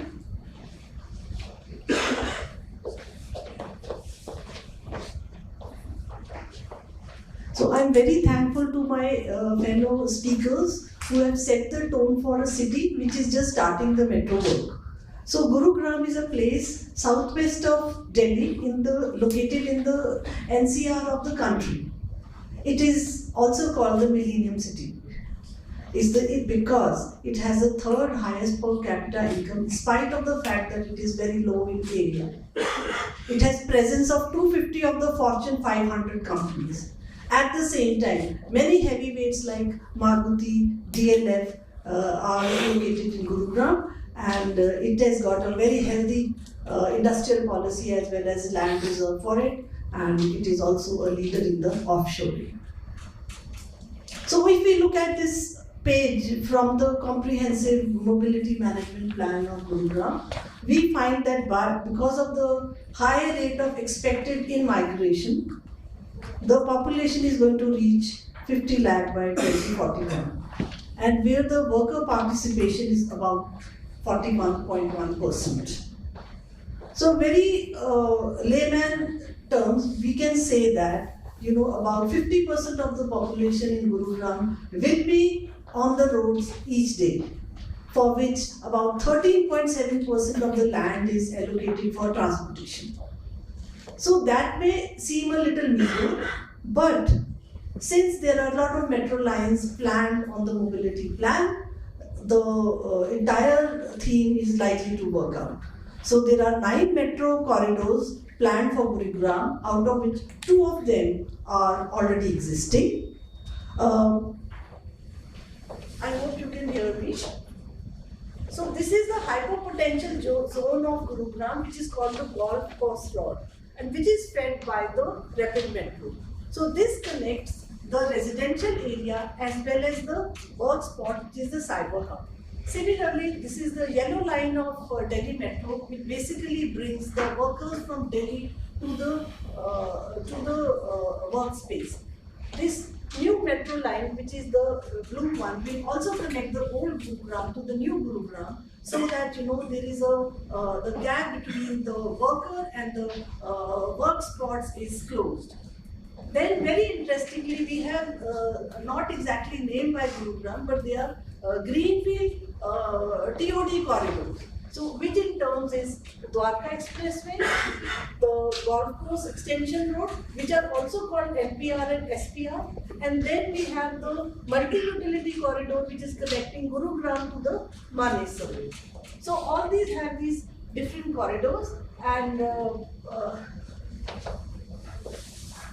which is going to connect Gurugram. So, in the comprehensive mobility management plan, it is very interesting to note that TOD is a solution which they have brought out for the city. So, the TOD policy had actually come in Gurugram in 2014, and they basically look at two things: walk to work and induce people to use personal means of transport and leave personal means of transport. Gurugram is slightly different from the rest of the country in terms of TOD, in the sense that the influence zone is in a form of a corridor of 800 meters, out of which 500 meter is intensive zone. So what the planners of the city did is that when they identified the corridors, they immediately transferred these corridors onto the Gurugram Manesar urban complex map, and they started sanctioning projects on it.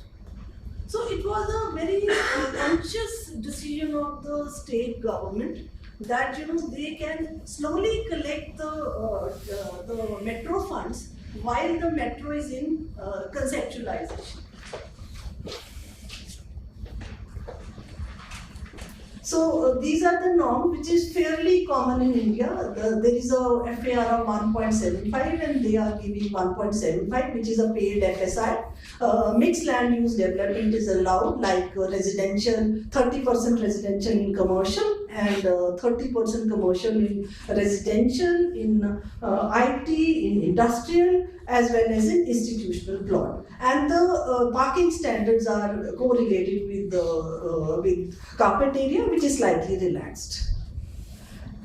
So this is a slide which we attempted, in which we took the data from the town and country planning and we transferred it on the GMUC area.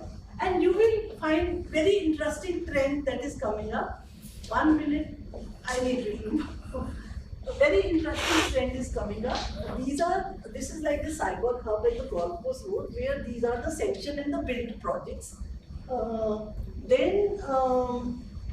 These are the green dots are the sites which have been identified by the government as TOD sites. And most interesting is these orange dots, which are actually the projects submitted by builders and developers for sanction. And then you can easily see that how these corridors are slowly picking up as TOD. So this is one of the pictures I will quickly slip through. So while the city is ready, what about the department? So I am working in HMRTC as Chief Architect, which was incorporated in 2012. It has a ownership of state government, HSVP, HSIDC, GMDA. Since the latest project has been sanctioned, there will be a 50-50 partnership with Government of India and Government of Haryana. This is the sanctioned project. Only one line I'll say about it, that it is connecting the old Gurugram and the HSVP area to the work centers. There is a very unique, partnership. You may have to hurry up because we have two more. Okay, just quickly. Present the relevant sites and then we can. So very interesting that there is a very healthy relationship with the transport lands use and the metro. And the role which is emerging is that metro will be doing influence zone, construction operation management and MMI. The GMDA will do the UMTA role, road widening, walkability and LMC, and rest of the TOD things will be handled by town and country planning. So this is a fairly normal slide, 2020-60, but it is the OPEX which is more interesting, where two instruments of value capture finance is being targeted, which is the premium on additional FAR as well as the additional surcharge on the land.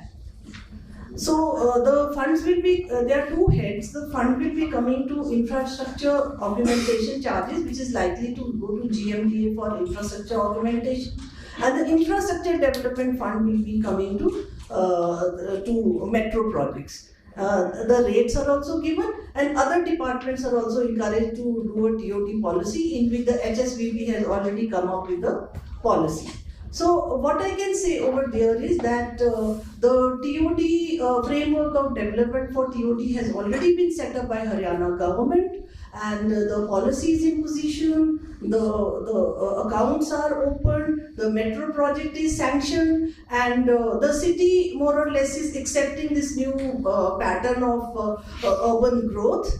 And I think it's a success, TOD success story in the writing. And although I have not charted the HSVP and the HSIDC sites on the map, but what I feel is that it is a history in the making. Thank you. Thank you. Thank you, Dr. Kalsi. And I think what you're illustrating is a very strong focus and value capture. To a good extent, there will be opportunities to think about this land value creation as well in terms of the livability of the space as we move forward.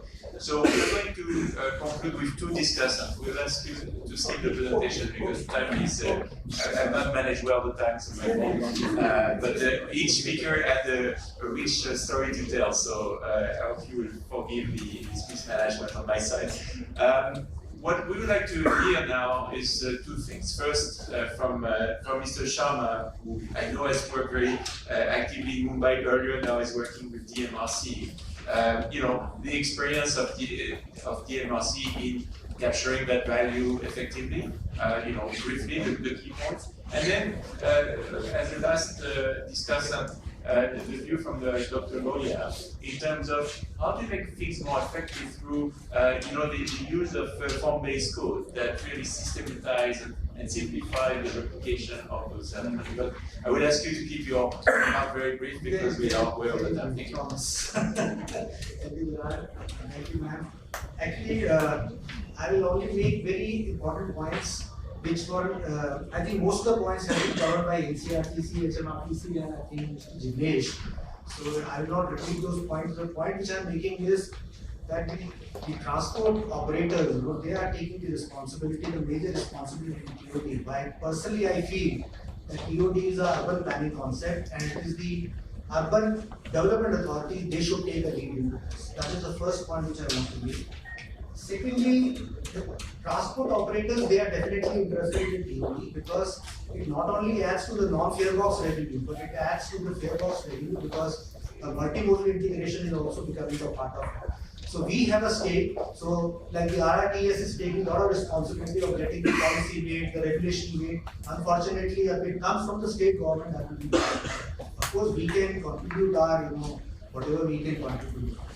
And the responsibility of the project development, because it's an influence zone, at the core is the station and the MMI area. So very clearly we can identify, the station development primarily of certain area will be the responsibility of the transport operators, and beyond that, MMI also needs to be identified that who actually is going to be responsible for that.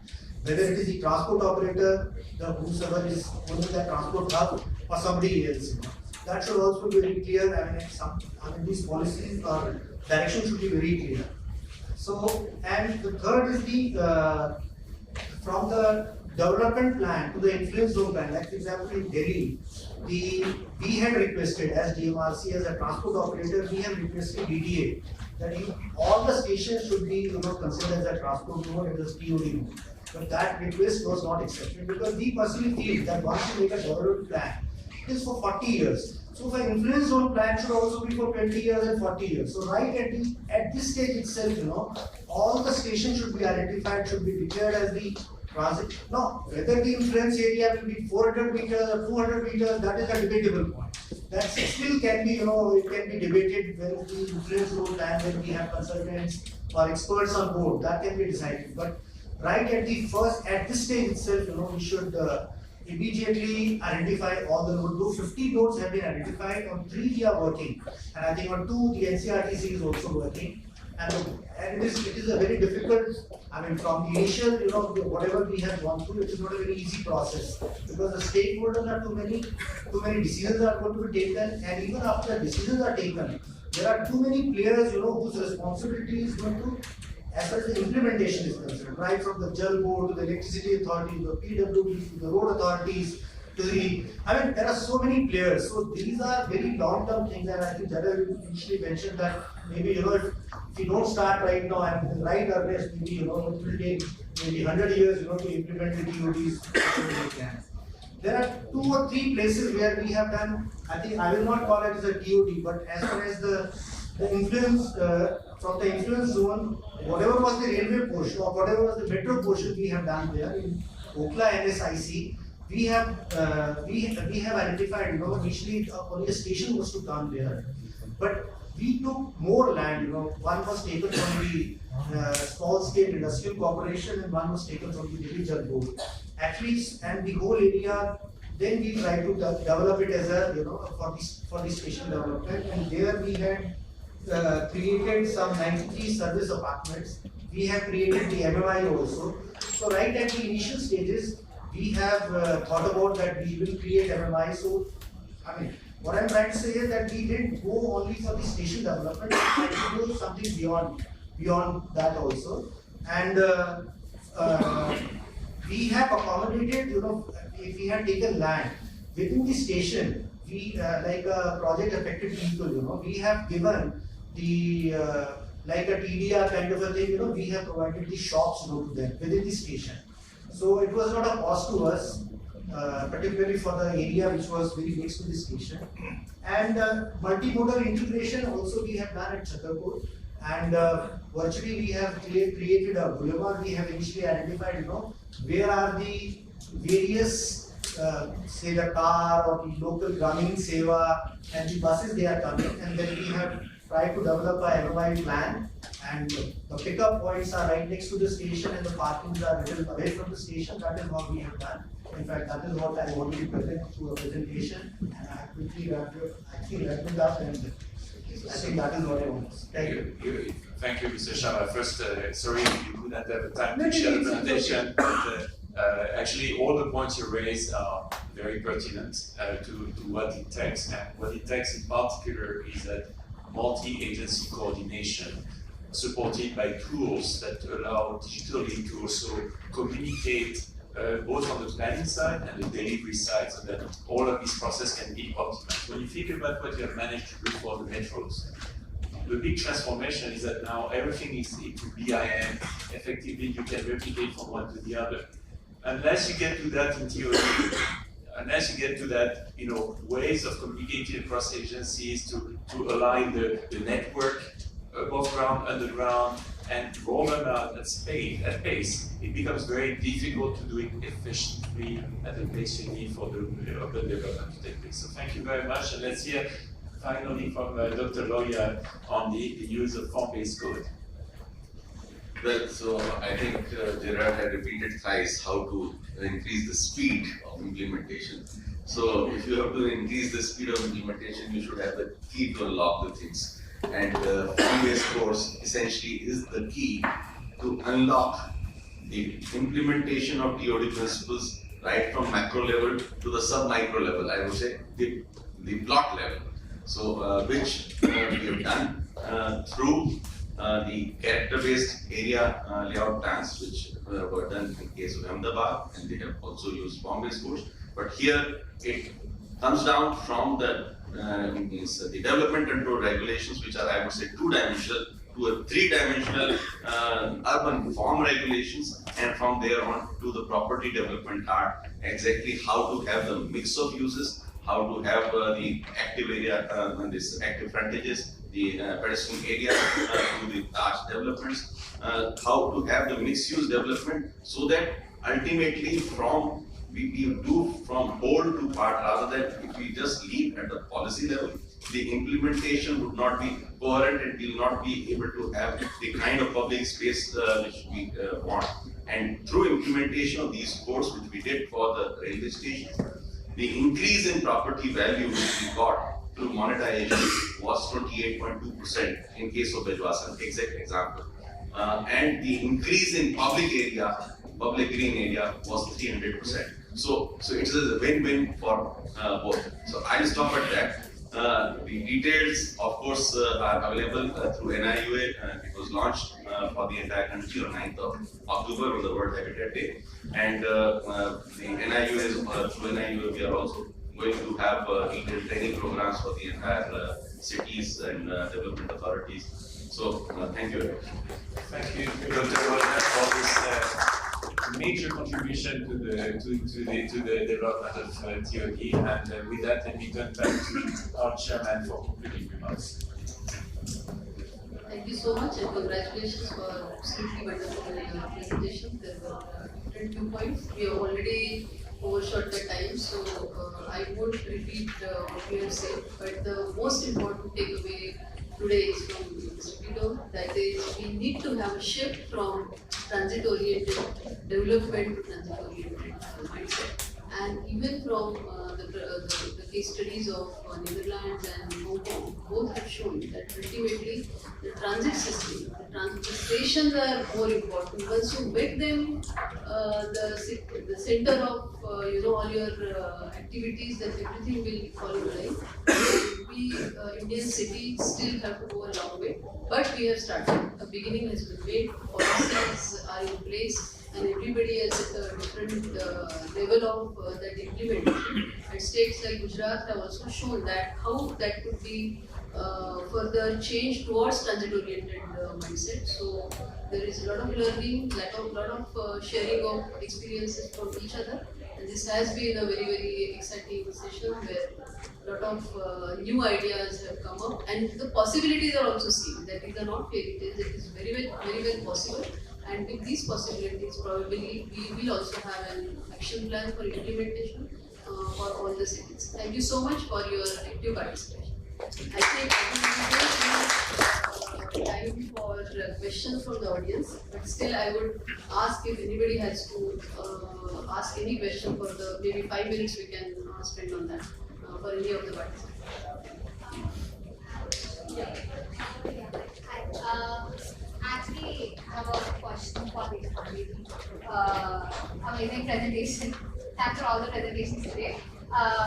So we were talking about how we are envisioning Mumbai from Mumbai 1.4 to 2.0 to 3.0, which is a very good initiative.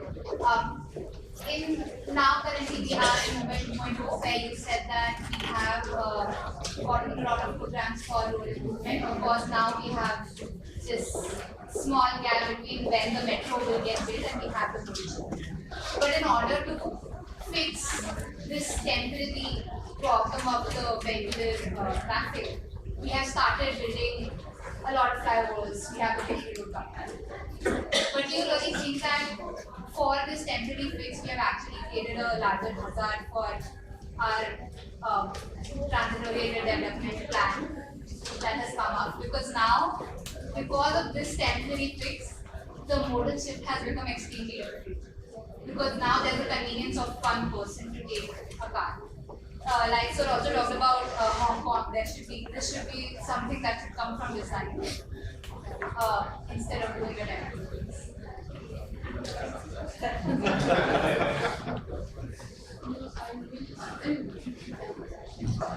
See, there is a gradual shift in a mode of transport. The statistics have proved that the figures in Mumbai are very primitive. If you see about 1 crore people traveling every day, which is the trip generation which we call, and then the capacities which we are building with metros, still when we do the metro, there will be road capacity enhancement which is required, which is being planned now. And for new geographies to come as economic centers, we still need a road network to complement even the ridership of the metros. So we need a hierarchy of road transport, bus transport, non-motor transport to increase and complement the metros which we are doing. The metro network is not going to be as dense with 337 kilometers as we feel it's going to be. The optimum would be to have a 500-meter station, whatever which is Hong Kong is doing. If we just walk around the station, that's not going to be in the geography of Mumbai. So we will need steel roads and the density of roads.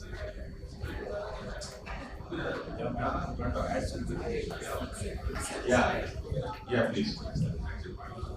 A very quick remark coming back, depressed from some countries, from some cities in India. TOD will never work as long you in India combine arterials, highways, ring roads with stations for the metro. It's very simple. I don't understand where you want to create public space, for example. How you will create accessibility for pedestrians, accessibility by cycling. And then you build all your metro stations in the most hostile environment you ever can create. Who wants to wait until under a viaduct? It's a very difficult challenge for any designer to make anything outside. So do you think that in Singapore you can find a metro in the middle of a road? No, they're always separate corridors. Separate for roads, separate public transport corridors. Thank you. I wanted to make this comment. Yes, last question. Thank you so much. I'm just Evan from World Bank, and I have a very small question because one of these points were raised in the beginning. That before these corridors come into working, it's one of them. The plans are out, the alignment is out, and then the already property developers will come in, and before any infrastructure has even come in, the property prices are already skyrocketed. The affordability goes for a toss, and the very people that would be using the metro systems are again pushed out from the immediate TOD zone. So what, in terms of the other global examples that we see, what we saw one from the Hong Kong, which is an excellent example, but just from, because we have all the policy makers and implementers on the table, I just want to see, what do you see could be a sort of a good implementable solution in terms of governance framework and integration that can really help in putting these solutions at scale quickly in India? Thank you so much. Gerard, yeah. Speed, Gerard. So very frankly, and this is where the metropolitan level scale TOD comes in, is you need to think about what are your needs for different income groups across the city. And when you have 400 stations that are going to come in, they are not going to be all mixed use, not all, but as a metropolitan region, you need to have accommodated all of the above as you start your planning.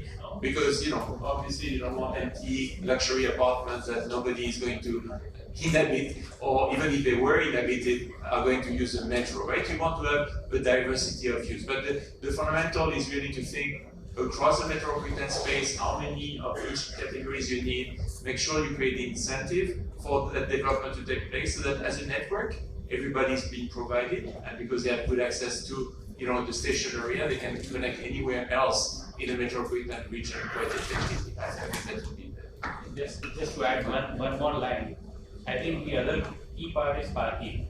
And if you start putting the maximums rather than minimums in parking, then probably you can have more affordable places for people to live.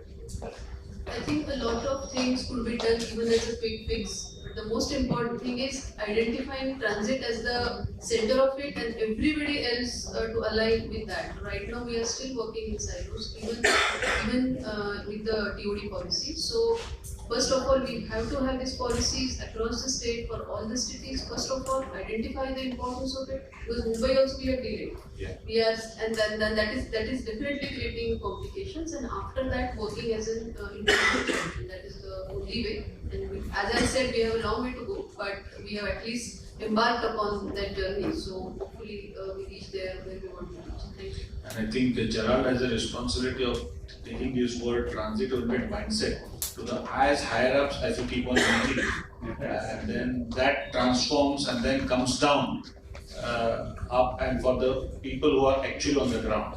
So the mindset should start transforming and believing that the cities are not only around the stations, but it is an urban planning concept and the regional planning concept which touches the life of people around the transport corridor. So if that thought starts percolating upside down, then we will be able to increase the speed of implementation in the mindset we should have. Thanks. Absolutely. Thank you so much. I would now request the session chair, Ms. Ashwini Vidya ma'am, to commence distribution of mementos. Firstly, to our context setter, Mr. Gerard Olivier sir, followed by the speakers. I think the ball game.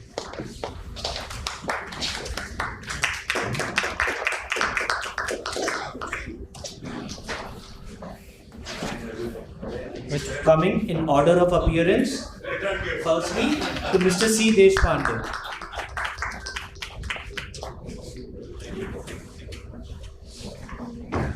थोड़ा side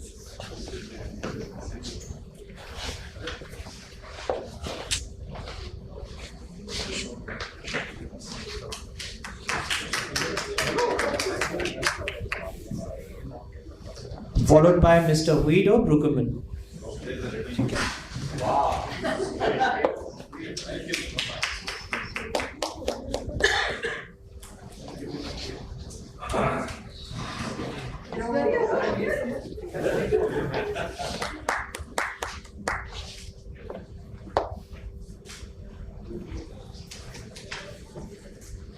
Miss Lise Bruzel.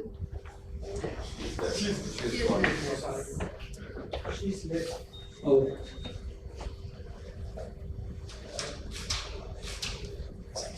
Followed by Mr. Jignesh Mehta.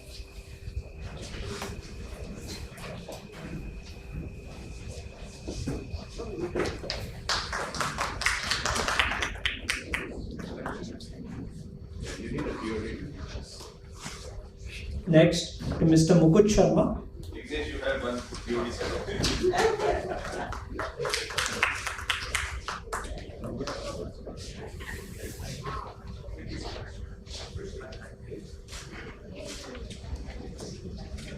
Followed by Mr. Alok Jain.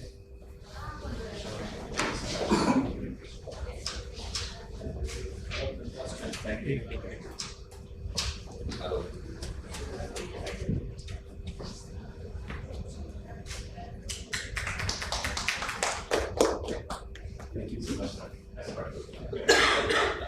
To Miss Namrita Katsi.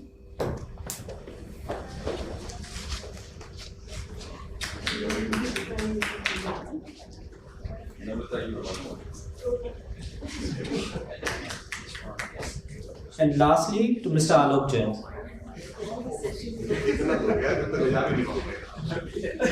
Lastly to Dr. Sanjeev Kumar Bala. my side.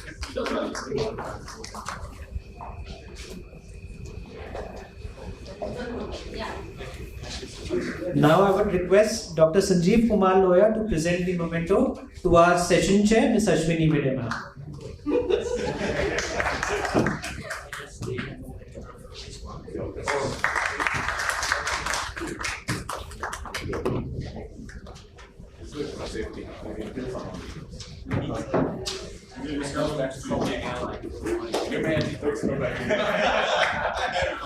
But we'll have